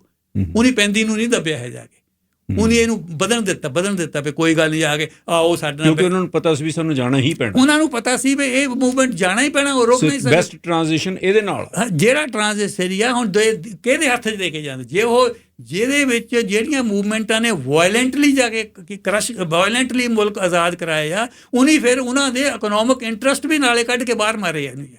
ਉਹਨੇ ਫਿਰ ਇਹ ਨਹੀਂ ਕੀਤਾ ਵੀ ਚਲੋ ਵੀ ਬ੍ਰਿਟਿਸ਼ ਪੈਟਰੋਲੀਅਮ ਚੱਲਦੀ ਰਹੇ, ਕੋਈ ਨਹੀਂ ਵੀ ਬ੍ਰਿਟਿਸ਼ ਦੇ ਵਿੱਚ ਜਿਹੜੇ ਚਾਹ ਦੇ ਬਾਗ ਆ ਤੁਹਾਡੇ ਕਾਇਮ ਰਹਿਣ, ਸਾਡੇ ਟ੍ਰੇਡ ਐਗਰੀਮੈਂਟ ਠੀਕ ਹੈ ਚੱਲਦੇ ਰਹੇ, ਉਹ ਉੱਦਾਂ ਦੇ ਉੱਦਾਂ ਹੀ ਕਾਇਮ ਰਹੇ। ਉਹਨਾਂ ਨੇ ਤਾਂ ਕੱਟਤਾ ਨਾ, ਠੀਕ ਹੈ ਨਾ। ਹੁਣ ਇਹ ਗੱਲ ਜਿਹੜੀ ਹੈਗੀ ਬਹੁਤ ਕਈ ਬੰਦਿਆਂ ਨੂੰ ਸ਼ਾਇਦ ਲੱਗੇ ਇਹ ਗੱਲ ਜਿਹੜੀ ਮੈਂ ਕਹਿ ਰਿਹਾ। ਮੈਂ ਇਹ ਨਹੀਂ ਕਹਿੰਦਾ ਹੈ ਜਾ ਕੇ ਵੀ ਗਾਂਧੀ ਹੁਣੀ ਉਹਨਾਂ ਨਾਲ ਰਲੇ ਹੋ ਸੀਗੇ ਜਾਂ ਕਿਸੇ। ਮੈਂ ਇਹ ਕਹਿੰਦਾ ਵੀ ਜਿੱਥੇ ਆਪਾਂ ਗਾਂਧੀ ਜੀ ਨੂੰ ਕ੍ਰੈਡਿਟ ਦਿੰਦੇ ਹਾਂ ਦੁਨੀਆ ਦੇ ਵਿੱਚ ਅਮਨ ਦੀ ਲਹਿਰ ਦੇਣ ਦੇ, ਉੱਥੇ ਅਸੀਂ ਅੰਗਰੇਜ਼ਾਂ ਨੂੰ ਵੀ ਕ੍ਰੈਡਿਟ ਦਿੰਦੇ ਹਾਂ, ਕਿਉਂਕਿ ਅੰਗਰੇਜ਼ਾਂ ਨੇ ਕਤਲੇਆਮ ਨਹੀਂ ਕੀਤਾ ਉਹਨਾਂ ਉਸ ਮੂਵਮੈਂਟ ਦਾ। ਜਿਹੜੀ ਮੂਵਮੈਂਟ ਉਹ ਤਾਂ ਸਿੱਧੇ ਤੌਰ ਤੇ ਰਲਣਾ ਹੀ ਹੋ ਗਿਆ ਨਾ, ਇੰਪਲਾਈਡ। ਤਾਂ ਦੇਖੋ ਤੁਸੀਂ ਇਹ ਕਿਵੇਂ ਕਹਿ ਸਕਦੇ ਹੋ ਜੇ ਬਿਨਾਂ ਰਲੇ ਤੋਂ ਜਾਂ ਹਮਦਰਦੀ ਰੱਖੇ ਤੋਂ ਉਸ ਮੂਵਮੈਂਟ ਨੂੰ ਕਿਵੇਂ ਉਤਸ਼ਾਹਿਤ ਕਰ ਸਕਦੇ? ਥਿੰਨ ਸਾਹਿਬ, I leave it to the people, ਆਪਣੀ ਜਿਹੜੀ ਮਰਜ਼ੀ ਵਿਊ ਫਾਰਮ ਕਰ ਲੈਣ, ਪਰ ਇਹ ਇੱਕ ਸੱਚਾਈ ਸੀਗੀ ਵੀ ਕਾਂਗਰਸ ਨੂੰ ਉੱਦਾਂ ਕ੍ਰਸ਼ ਨਹੀਂ ਕੀਤਾ ਗਿਆ ਜਿੱਦਾਂ ਦੂਜੀਆਂ ਮੂਵਮੈਂਟਾਂ ਨੂੰ ਕ੍ਰਸ਼ ਕੀਤਾ ਗਿਆ। ਠੀਕ ਹੈ ਨਾ ਜੀ। ਪ੍ਰੋਫੈਸਰ ਕਸ਼ਮੀਰਾ ਸਿੰਘ ਜੀ ਮੇਰੇ ਨਾਲ ਨੇ ਸਟੂਡੀਓਜ਼ ਦੇ ਵਿੱਚ, ਤੇ ਗੱਲਬਾਤ ਚੱਲ ਰਹੀ ਹੈ ਅੱਜ 23 ਮਾਰਚ ਕਰਕੇ ਸ਼ਹੀਦ ਭਗਤ ਸਿੰਘ, ਰਾਜਗੁਰੂ ਤੇ ਸੁਖਦੇਵ ਹੋਰਾਂ ਦੀ ਸ਼ਹੀਦੀ ਦੀ, ਤੇ ਉਸ ਦੇ ਨਾਲ ਜਿਹੜੀਆਂ ਪ੍ਰਸਥਿਤੀਆਂ ਸਨ ਇੰਡੀਅਨ ਨੈਸ਼ਨਲ ਕਾਂਗਰਸ ਤੇ ਮੋਹਨਦਾਸ ਕਰਮਚੰਦ ਗਾਂਧੀ, ਹੋਰ ਜਿਹੜੇ ਉਦੋਂ ਹਾਲਾਤ ਬਣੇ ਉਸ ਦੇ ਬਾਰੇ ਪ੍ਰੋਫੈਸਰ ਸਾਹਿਬ ਨੇ ਕਈ ਫੈਕਟਸ ਇਹੋ ਜਿਹੇ ਦੱਸਿਆ ਜਿਨ੍ਹਾਂ ਨੇ ਅੱਜ ਤੱਕ ਪਹਿਲਾਂ ਕਦੇ ਇਸ ਸੰਬੰਧ ਦੇ ਵਿੱਚ ਗੱਲ ਨਹੀਂ ਕੀਤੀ। ਉਹਨਾਂ ਨੇ ਆਪਣੀ ਗੱਲਬਾਤ ਹਿਸਟਰੀ ਤੱਕ ਹੀ ਸੀਮਿਤ ਰੱਖੀ, ਸਿੱਖ ਹਿਸਟਰੀ ਤੱਕ ਜਾਂ ਸਮਾਜਿਕ ਟੌਪਿਕਸ 'ਤੇ ਗੱਲਬਾਤ ਕਰਦੇ ਰਹੇ, ਲੇਕਿਨ ਅੱਜ ਉਹਨਾਂ ਨੇ ਪਹਿਲੀ ਵਾਰੀ ਆਪਣੇ ਵਿਚਾਰ ਪ੍ਰਗਟ ਕੀਤੇ ਨੇ। ਹੁਣ ਪ੍ਰੋਫੈਸਰ ਤੁਹਾਡੀ ਓਪੀਨੀਅਨ ਕੀ ਹੈ? ਥਿੰਨ ਸਾਹਿਬ ਦੇਖੋ, ਇੱਕ ਵਾਰ ਮੈਂ ਫਿਰ ਇਹ 1 ਮਿੰਟ 'ਚ ਗੱਲ ਦੁਹਰਾ ਦਿਆਂ ਜਾ ਕੇ ਵੀ ਇਹਨੂੰ ਇਸੇ ਲਾਈਟ ਦੇ ਵਿੱਚ ਲਿਆ ਜਾਵੇ ਜਿਸ ਲਾਈਟ 'ਚ ਮੈਂ ਕਹਿ ਰਿਹਾ। ਇੱਕ ਗੱਲ, ਹਿੰਦੁਸਤਾਨ ਨੇ ਆਜ਼ਾਦ ਹੋਣਾ ਹੀ ਹੋਣਾ ਸੀ, ਚਾਹੇ ਉੱਥੇ ਉਹ ਕੋਈ ਸਟਰਗਲ ਲੜਦੇ ਨਾ, ਕਿਉਂਕਿ ਯੁੱਗ ਖਤਮ ਹੋ ਗਿਆ ਸੀ। ਅੰਗਰੇਜ਼ਾਂ ਨੂੰ ਪਤਾ ਲੱਗ ਗਿਆ ਸਾਰੀ ਦੁਨੀਆ ਦੇ ਵਿੱਚ ਬਸਤੀਵਾਦ ਖਤਮ ਹੋ ਗਿਆ, ਇਕੱਲੇ ਹਿੰਦੁਸਤਾਨ 'ਚ ਨਹੀਂ ਹੋਇਆ। ਇਹ ਹੋਣਾ ਹੀ ਹੋਣਾ ਸੀ। ਪਰ ਅੰਗਰੇਜ਼ ਕਿਹਨੂੰ ਕ੍ਰੈਡਿਟ ਦਿੰਦੇ ਨੇ? ਉਹਨਾਂ ਨੇ ਉਹਦੇ ਵਿੱਚ ਜਿਹੜੇ ਸੀਗੇ ਉਹ ਵੀ ਲੜਦੇ ਸੀਗੇ। ਠੀਕ ਹੈ ਨਾ। ਔਰ ਅੰਗਰੇਜ਼ਾਂ ਨੇ ਇੱਕ ਜਿਹੜੇ ਕਿਸਮ ਦੇ ਵਿਚਾਰ ਸੀ ਉਹਨੂੰ ਕੰਪਲੀਟਲੀ ਕ੍ਰਸ਼ ਕਰਕੇ ਅਪਰੂਟ ਕੀਤਾ। ਇੱਕ ਕਿਸਮ ਦੇ ਵਿਚਾਰ ਨੂੰ ਉਹਨੇ ਉੱਦਾਂ ਨਹੀਂ ਕ੍ਰਸ਼ ਕੀਤਾ। ਹੌਲੀ ਹੌਲੀ ਜਿਹੜਾ ਉਹ ਚੱਲਦਾ ਗਿਆ। ਔਰ 1947 ਦੇ ਵਿੱਚ ਪਾਵਰ ਜਿਹੜੀ ਸੀਗੀ ਉਸ ਨੂੰ ਦੇ ਕੇ ਉਹ ਆਪਣੇ ਇੰਡੀਅਨ ਨੈਸ਼ਨਲ ਕਾਂਗਰਸ ਦੇ ਮੋਹਨਦਾਸ ਕਰਮਚੰਦ ਗਾਂਧੀ। ਇਹਨੂੰ ਤੁਸੀਂ ਕੁਝ ਵੀ ਸਮਝ ਸਕਦੇ ਆ, ਇਹਨੂੰ ਤੁਸੀਂ ਇਹ ਵੀ, ਮੈਂ ਇਹਨੂੰ ਇੱਦਾਂ ਸਮਝਦਾ ਵੀ ਜਿੱਥੇ ਮਹਾਤਮਾ ਗਾਂਧੀ ਦਾ ਬੜਾ ਵਧੀਆ ਰੋਲ ਆ ਵਰਲਡ ਨੂੰ ਪੀਸਫੁਲ ਰੈਵੋਲੂਸ਼ਨ ਜਾਂ ਪੀਸਫੁਲ ਸੱਤਿਆਗ੍ਰਹਿ ਦੀ ਲਾਈਨ ਦੇਣੀ, ਉੱਥੇ ਅੰਗਰੇਜ਼ਾਂ ਦਾ ਵੀ ਇਹਦੇ ਵਿੱਚ ਰੋਲ ਆ, ਕਿਉਂਕਿ ਅੰਗਰੇਜ਼ਾਂ ਨੇ ਵੀ ਉਹਨੂੰ ਕ੍ਰਸ਼ ਨਹੀਂ ਕੀਤਾ ਉਸ ਮੂਵਮੈਂਟ ਨੂੰ। ਜੇ ਅੰਗਰੇਜ਼ ਕ੍ਰਸ਼ ਕਰਨ ਦੇ ਤਾਂ ਮੈਂ ਸਮਝਦਾ ਸੀ ਵੀ ਦੁਨੀਆ ਲਈ ਨੁਕਸਾਨ ਹੋਣਾ ਸੀ ਇਸ ਗੱਲ ਦਾ, ਵੀ ਇੱਕ ਜਿਹੜਾ ਦੁਨੀਆ ਨੂੰ ਨਵਾਂ ਰਸਤਾ ਦਿੱਤਾ ਵੀ ਹਰ ਚੀਜ਼ ਵੀ ਪੀਸਫੁਲੀ ਹੋਵੇ, ਉਹਦੇ ਵਿੱਚ ਜਿੱਥੇ ਗਾਂਧੀ ਦਾ ਰੋਲ ਆ ਉੱਥੇ ਅੰਗਰੇਜ਼ਾਂ ਦਾ ਵੀ ਰੋਲ ਹੈ। ਇਹਨੂੰ ਤੁਸੀਂ ਇਹ ਵੀ ਕਹਿ ਸਕਦੇ ਆ ਵੀ ਦੋਨਾਂ ਨੇ ਰਲ ਕੇ ਕੀਤਾ ਜਾਂ ਨਹੀਂ ਰਲ ਕੇ ਕੀਤਾ, ਇਹ ਤੁਹਾਡੀ ਆਪਣੀ ਓਪੀਨੀਅਨ ਹੈ। ਪਰ ਫੈਕਟ ਇਹ ਹੈ ਵੀ ਉਸ ਮੂਵਮੈਂਟ ਨੂੰ ਉੱਦਾਂ ਕ੍ਰਸ਼ ਨਹੀਂ ਕੀਤਾ ਗਿਆ ਜਿੱਦਾਂ ਦੂਜੀਆਂ ਮੂਵਮੈਂਟਾਂ ਨੂੰ ਕ੍ਰਸ਼ ਕੀਤਾ ਗਿਆ। ਨਾ ਜੇ ਉਹ ਚਾਹੁੰਦੇ ਅੰਗਰੇਜ਼ ਚਾਹੁੰਦੇ ਤਾਂ ਉਹਨਾਂ ਨੂੰ ਮੇਰੇ ਖਿਆਲ ਕੋਈ ਸਮੱਸਿਆ ਨਹੀਂ ਸੀ। ਮੇਰੇ ਖਿਆਲ ਦੇ ਵਿੱਚ ਕੋਈ ਸਮੱਸਿਆ ਨਹੀਂ ਹੈ ਵੀ ਉਹਨਾਂ ਨੂੰ ਕ੍ਰਸ਼ ਕਰਨੀ। ਦੁਨੀਆ ਦੀ ਸਭ ਤੋਂ ਵੱਡੀ ਪਾਵਰ ਸੀ। ਤਿੰਨ ਸਾਹਿਬ ਉਸ ਵੇਲੇ ਸੂਰਜ ਮਿਟਦਾ ਨਾ ਸੀ ਅੰਗਰੇਜ਼ਾਂ ਦੇ ਵਿੱਚੋਂ। ਅੰਗਰੇਜ਼ਾਂ ਨੇ ਬੜੇ ਨਪੋਲੀਅਨ ਵਰਗੇ ਤਬਾਹ ਕਰਤੇ। ਇਹ ਗੱਲ ਸਾਹਮਣੇ ਲਿਆਂਦੀ ਆ ਇਸ ਦੀ ਰੋਸ਼ਨੀ ਦੇ ਵਿੱਚ। ਹੁਣ ਜਦੋਂ ਮੈਂ ਪਿਛਲਖੋੜੀ ਵੇਖਦਾ ਹਾਂ। ਤਾਂ ਮੈਨੂੰ ਲੱਗਦਾ ਕਿ ਕਈ ਵਾਰੀ ਕਈ ਸੱਤਿਆਗ੍ਰਹਿਾਂ ਦੇ ਵਿੱਚ ਅੰਗਰੇਜ਼ੀ ਸਰਕਾਰ ਮੋਹਨਦਾਸ ਕਰਮਚੰਦ ਗਾਂਧੀ ਦੀ ਮੂਵਮੈਂਟ ਨੂੰ ਪ੍ਰਮੋਟ ਕਰ ਰਹੀ ਹੈ, ਵਰਨਾ ਉੱਥੇ ਤੱਕ ਉਹ ਕਦੇ ਪਹੁੰਚਦਾ ਹੀ ਨਾ। ਤਿੰਨ ਸਾਹਿਬ ਬੈਠ ਕੇ ਗੱਲਬਾਤ ਹੁੰਦੀ ਆ, ਕਾਨਫਰੰਸਾਂ ਹੁੰਦੀਆਂ, ਕਦੇ ਹੋਮ ਰੂਲ ਦੀ ਗੱਲ ਹੋਵੇ, ਚੰਗਾ ਤੁਸੀਂ ਆਹ 1909 ਦਾ ਐਕਟ ਮੰਨ ਲਓ ਜਾ ਕੇ, 1900 ਚਲੋ ਫਿਰ 1919 ਦਾ ਮੰਨ ਲਓ ਨਹੀਂ ਹੋ ਗਿਆ, 1935 ਦਾ ਆ ਗਿਆ ਜਾ ਕੇ, ਬਹਿ ਕੇ ਗੱਲਾਂ ਹੁੰਦੀਆਂ, ਹੋਮ ਰੂਲ ਦੀ ਗੱਲ ਹੁੰਦੀ ਆ, ਸਾਰੀ ਬੈਠ ਕੇ ਗੱਲਾਂ ਹੁੰਦੀਆਂ। ਇਹ ਜਿਹੜੀ ਹੈਗੀ ਆ ਦੁਨੀਆ ਦੇ ਵਿੱਚ ਪੀਸਫੁਲ ਮੂਵਮੈਂਟ ਅੱਗੇ ਆਈ ਆ, ਇਹ ਮਹਾਤਮਾ ਗਾਂਧੀ ਔਰ ਅੰਗਰੇਜ਼ਾਂ ਦੀ ਪੂਰੀ ਦੇਣ ਹੈ। ਇਹਨੂੰ ਮੈਂ ਅੰਗਰੇਜ਼ਾਂ ਨੂੰ ਇਸ ਗੱਲ ਦਾ ਕ੍ਰੈਡਿਟ ਦਿੰਦਾ ਵੀ ਉਹਨੇ ਕਤਲੇਆਮ ਨਹੀਂ ਕੀਤਾ ਉਸ ਮੂਵਮੈਂਟ ਦੇ ਵਿੱਚ, ਜਿਹੜਾ ਕਿ ਉਹ ਕਰ ਸਕਦੇ ਸੀਗੇ। ਹੁਣ ਇੱਕ ਥੋੜ੍ਹੀ ਜਿਹੀ ਹੋਰ ਦੇਖੋ, ਇਹ ਇੱਕਦਮ ਫਿਰ ਹੇਸਟ ਕਿੱਦਾਂ ਹੋ ਗਈ? ਇਹ ਜਿਹੜੀ ਮੂਵਮੈਂਟ ਜਿਹੜੀ ਹਿੰਦੁਸਤਾਨ ਦੀ ਆਜ਼ਾਦੀ ਆ 1947 ਦੇ ਵਿੱਚ ਫਾਸਟ ਟਰੈਕ ਕਿੱਦਾਂ ਹੋ ਗਈ? ਜਿਸ ਵੇਲੇ ਸੈਕੰਡ ਵਰਲਡ ਵਾਰ ਖਤਮ ਹੋਈ, ਸੈਕੰਡ ਵਰਲਡ ਵਾਰ ਖਤਮ ਹੁੰਦੇ ਸਾਰ ਹੀ ਉਹਦੇ ਵਿੱਚ ਕੁਝ ਮੁਲਕ ਕਮਿਊਨਿਸਟ ਹੋ ਗਏ। ਵੀ ਉਹਦੇ ਵਿੱਚ ਜਰਮਨੀ ਵੀ ਅੱਧੀ ਵੰਡੀ ਗਈ ਜਾ ਕੇ, ਉਹ ਬਲਗਾਰੀਆ ਹੋ ਗਿਆ, ਦੂਆ ਹੋ ਗਿਆ, ਦਬਾ ਉਹ ਫਟਾਫਟ, ਔਰ ਦੁਨੀਆ ਦੇ ਹਰ ਮੁਲਕ ਦੇ ਵਿੱਚ ਫਟਾਫਟ ਜਿਹੜੀਆਂ ਹੈਗੀਆਂ ਕਮਿਊਨਿਸਟ ਪਾਰਟੀਆਂ ਬਣਨ ਲੱਗ ਪਈਆਂ। ਚੀਨ ਬਿਲਕੁਲ ਨੇੜੇ ਹੀ ਪਹੁੰਚ ਗਿਆ ਜਾ ਕੇ ਕਮਿਊਨਿਸਟਾਂ ਦੇ ਵਿੱਚ। ਉਸ ਵੇਲੇ ਇਹ ਹੋ ਗਿਆ ਸੀ ਵੀ ਜੇ ਫਰਜ਼ ਕਰ ਲਓ ਇਹ ਵੀ ਇੱਕ ਸਿਧਾਂਤ ਆ ਰਿਹਾ, ਮੈਂ ਜਸਟੀਫਾਈ ਨਹੀਂ ਕਰ ਰਿਹਾ, ਕਿਸੇ ਨੂੰ ਵੀ ਨਹੀਂ ਜਸਟੀਫਾਈ ਕਰ ਰਿਹਾ, ਪਰ ਇੱਕ ਸਮਾਂ ਸੀ ਜਿਸ ਵੇਲੇ ਦੁਨੀਆ ਨੂੰ ਇੱਦਾਂ ਲੱਗਣ ਲੱਗ ਪਿਆ ਸੀ ਵੀ ਇੱਥੇ ਹੁਣ ਜਿਹੜਾ ਹੈਗਾ ਕਮਿਊਨਿਜ਼ਮ ਬਦਲ ਆ ਜਾਣਾ ਇੱਥੇ ਜਾ ਕੇ। ਕਿੰਨੇ ਹੀ ਮੁਲਕਾਂ ਦੇ ਵਿੱਚ ਕਮਿਊਨਿਸਟ ਆ ਗਏ ਜਾ ਕੇ, ਔਰ ਕਿੰਨਿਆਂ ਮੁਲਕਾਂ 'ਚ ਪਾਰਟੀਆਂ ਬਣ ਗਈਆਂ। ਸੋ ਬੈਟਰ ਜਿਹੜਾ ਸੀ ਉਸ ਵੇਲੇ ਇਹ ਸੀ ਵੀ ਜਿਹੜਾ ਹੈਗਾ ਪੀਸਫੁਲੀ ਰਹੇ ਤਾਂ ਕੰਮ ਚੰਗਾ ਸੀਗਾ, ਤਾਂ ਉਸ ਵੇਲੇ ਫਿਰ ਉਹਨਾਂ ਨੂੰ ਉਸ ਵੇਲੇ ਹੈਂਡ ਓਵਰ, ਉਹ ਵੀ ਉਹਨਾਂ ਦੇ ਫਾਇਦੇ 'ਚ ਸੀ। ਜਿਸ ਤਰ੍ਹਾਂ ਤੁਸੀਂ ਪਹਿਲਾਂ ਕਿਹਾ, ਜੇ ਪੀਸਫੁਲੀ ਨਾ ਹੁੰਦਾ ਤਾਂ ਅਗਲੇ ਫਿਰ ਇਸ ਤਰ੍ਹਾਂ ਨਹੀਂ ਕਿ ਉਹਨਾਂ ਦਾ ਅੱਧ ਪਚਾਦਰ ਰੱਖ ਲੈਂਦੇ ਆ, ਉਹਨਾਂ ਦੇ ਇੰਟਰਸਟ ਰੱਖ ਲੈਂਦੇ ਆ, ਉਹ ਤਾਂ ਫਿਰ ਨਾਈਟ ਸੂਟ 'ਚ ਭੇਜਦੇ ਆ। ਬਿਲਕੁਲ ਸੈਨ ਸਾਹਿਬ, ਇੱਥੇ ਹੁਣ ਜਿਹੜੀਆਂ ਆਜ਼ਾਦੀ ਇੱਦਾਂ ਆਈਆਂ ਜਾ ਕੇ ਅਫਰੀਕਾ ਦੇ ਵਿੱਚ ਦੇਖ ਲਓ, ਉਹਨੇ ਜ਼ਮੀਨਾਂ ਵੀ ਜ਼ਬਤ ਕਰ ਲਈਆਂ, ਉਹਨੇ ਸਭ ਕੁਝ ਕਰ ਲਿਆ ਉਹਨੇ ਜਾ ਕੇ।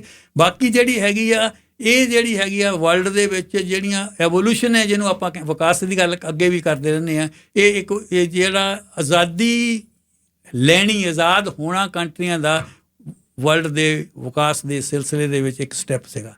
ਅਖੀਰ ਦੇ ਵਿੱਚ ਤੁਸੀਂ ਅੱਜ ਕੀ ਕਹਿਣਾ ਚਾਹੋਗੇ ਸ਼ਹੀਦ ਭਗਤ ਸਿੰਘ, ਰਾਜਗੁਰੂ ਤੇ ਸੁਖਦੇਵ? ਦੇਖੋ, ਮੈਂ ਉਹਨਾਂ ਦੇ ਟਾਈਮ ਦੇ ਵਿੱਚ ਤਾਂ ਸਿੰਘ ਸਾਹਿਬ, ਉਹ ਤਾਂ ਜਿੱਦਾਂ ਕਹਿ ਲਓ ਉਹਨਾਂ ਦੇ ਮੁਤਾਬਕ ਜਦ ਆਜ਼ਾਦੀ ਆਈ ਆ ਤਾਂ ਉਹਦੇ ਵਿੱਚ ਫੈਜ਼ ਸਾਹਿਬ ਨੇ ਇੱਕ ਲਿਖੀ ਆ, ਉਹ ਕਹਿੰਦੇ ਜੇ ਦਾਗ ਉਜਾਲਾ, ਜੇ ਸ਼ਬ ਗੁਜ਼ੀਦਾ ਸਹਿਰ। ਕਹਿੰਦੇ ਇਹ ਜਿਹੜਾ ਲਾਈਟ ਹੈ ਦਾਗੀ ਜਿਹੀ ਹੈ ਲਾਈਟ, ਆਜ਼ਾਦੀ ਬਾਰੇ ਲਿਖਦੇ, ਜੇ ਦਾਗ ਉਜਾਲਾ, ਜੇ ਸ਼ਬ ਗੁਜ਼ੀਦਾ ਸਹਿਰ। ਇਹ ਤਾਂ ਕਹਿੰਦੇ ਉਹ ਸਵੇਰਾ ਆ ਜਿਹਨੂੰ ਜਿੱਦਾਂ ਰਾਤ ਨੇ ਡੰਗਿਆ ਹੁੰਦਾ, शब गजीदा सहर सवेरा ਹੁੰਦਾ। जी वो सहर तो नहीं कि जिसकी आरजू लेकर निकले थे यार के मिल जाएगी कहीं ना कहीं। ਇਹ ਉਹ ਸਵੇਰਾ ਤਾਂ ਨਹੀਂ ਹੈ। ਸੋ ਭਗਤ ਸਿੰਘ ਹੋਣਾ ਲਈ ਤੇ ਇਹ ਹੁੰਦਾ ਸੀ, ਉਹ ਅਲੀ ਸਰਦਾਰ ਜਾਫਰੀ ਦੀ ਰਾਸਤੇ ਸਭ ਬੰਦ ਹੈ ਕੂਚਾਏ ਕਾਤਲ ਕੀ ਸਵਾ। ਉਹਨੀ ਤਾਂ ਜਾ ਕੇ ਸ਼ਹੀਦੀ ਪਾਉਣੀ ਸੀ, ਜਾ ਕੇ ਉਹਨੀ ਤਾਂ ਧਾਰਿਆ ਸੀ ਵੀ ਅਸੀਂ ਇਹ ਕੁਝ ਕਰਨਾ। ਭਗਤ ਸਿੰਘ ਹੋਣਾ ਦੀ ਸ਼ਹੀਦੀ ਜਿਹੜੀ ਮੇਨਲੀ ਸੀਗੀ ਨਾ ਜੀ, ਉਹ ਨੌਜਵਾਨਾਂ ਨੂੰ ਹਲੂਣਾ ਦੇਣ ਲਈ ਸੀ, ਜਾ ਕੇ ਨੌਜਵਾਨਾਂ ਨੂੰ ਵੀ ਹਲੂਣਾ ਦੇਣ ਲਈ ਔਰ ਬ੍ਰਿਟਿਸ਼ ਸਰਕਾਰ ਨੂੰ ਵੀ ਹਲੂਣਾ ਦੇਣ ਲਈ। ਪਰ ਜਿਹੜਾ ਉਹਨਾਂ ਦਾ ਸੁਪਨਾ ਸੀ ਇਨਸਾਨ ਦੀ ਬਰਾਬਰੀ ਦਾ, ਇਕਨੋਮਿਕ ਪੈਰਿਟੀ ਦਾ, ਉਹ ਨਹੀਂ। ਉਹ ਮੈਂ ਦੱਸਦਾ, ਜਿੱਦਾਂ ਮੈਂ ਤੁਹਾਨੂੰ ਪਹਿਲੀਆਂ ਦੱਸਿਆ ਸੀ ਵੀ ਉਹਨਾਂ ਦੇ 2 ਸਾਥੀ ਮੈਨੂੰ ਮਿਲੇ ਆ ਜਿਹੜੇ ਬਿਲਕੁਲ ਹੀ ਮਾਯੂਸ ਸੀਗੇ। ਉਹ ਸਮਝਦੇ ਸੀ ਜਿਹੜੀ ਚੀਜ਼ ਲਈ ਅਸੀਂ ਲੜੇ ਸੀ, ਜਿਹੜੀ ਚੀਜ਼ ਲਈ ਭਗਤ ਸਿੰਘ ਹੋਣੀ ਲੜੇ ਸੀ, ਇਹ ਉਹ ਸਹਿਰ ਨਹੀਂ ਹੈ, ਨਹੀਂ ਹੈ। ਕਿਉਂਕਿ ਉਹਨਾਂ ਦੇ ਲਈ ਤਾਂ ਇੱਕ, ਮੈਂ ਜਿੱਦਾਂ ਤੁਹਾਨੂੰ ਦੱਸਿਆ, ਉਹਨਾਂ ਲਈ ਇਹ ਇੱਕ ਮੀਨਸ ਸੀਗੀ, ਉਹਨਾਂ ਲਈ ਐਂਡ ਨਹੀਂ ਸੀ। ਐਂਡ ਤਾਂ ਉਹਨਾਂ ਲਿਆ, ਐਂਡ ਤਾਂ ਸਮਾਜਿਕ ਬਰਾਬਰੀ, ਇਨਸਾਨ ਨੂੰ ਇਨਸਾਨ ਦੇ ਹੱਥੋਂ ਨਾ ਲੁੱਟ ਹੁੰਦਾ ਹੋਏ ਦੇਖਣਾ ਚਾਹੁੰਦੇ ਸੀਗੇ। ਬਾਕੀ ਇਹਨੂੰ ਹੁਣ ਆਪਣੇ ਹਿਸਾਬ ਨਾਲ ਕਹੀ ਜਾਂਦੇ ਆ, ਕਾਂਗਰਸ ਆਪਣੀ ਕਹੀ ਜਾਂਦੀ ਹੈ, ਕਮਿਊਨਿਸਟ ਆਪਣੇ ਕਹੀ ਜਾਂਦੇ ਆ, ਹਿੰਦੂ ਨੈਸ਼ਨਲਿਸਟ ਆਪਣੇ ਕਹੀ ਜਾਂਦੇ ਆ, ਸਿੱਖ ਨੈਸ਼ਨਲਿਸਟ ਆਪਣੇ ਕਹੀ ਜਾਂਦੇ ਆ, CPM ਕਮਿਊਨਿਸਟ ਸਾਰੇ ਆਪਣਾ ਕਹੀ ਜਾਂਦੇ ਆ। ਪਰ ਉਸ ਬੰਦੇ ਦੀ ਫਿਲਾਸਫੀ ਯੂਨੀਕ ਸੀ, ਉਹਦਾ ਮਕਸਦ ਸਿਰਫ ਇਹੀ ਸੀ, ਬਰਾਬਰੀ ਜਿਹੜੀ ਹੈ ਇਨਸਾਨ ਹੱਥੋਂ ਲੁੱਟ ਖਤਮ ਹੋਣੀ ਚਾਹੀਦੀ ਹੈ, ਬਸ। ਸਰ ਬਹੁਤ ਮਿਹਰਬਾਨੀ, ਥੈਂਕ ਯੂ।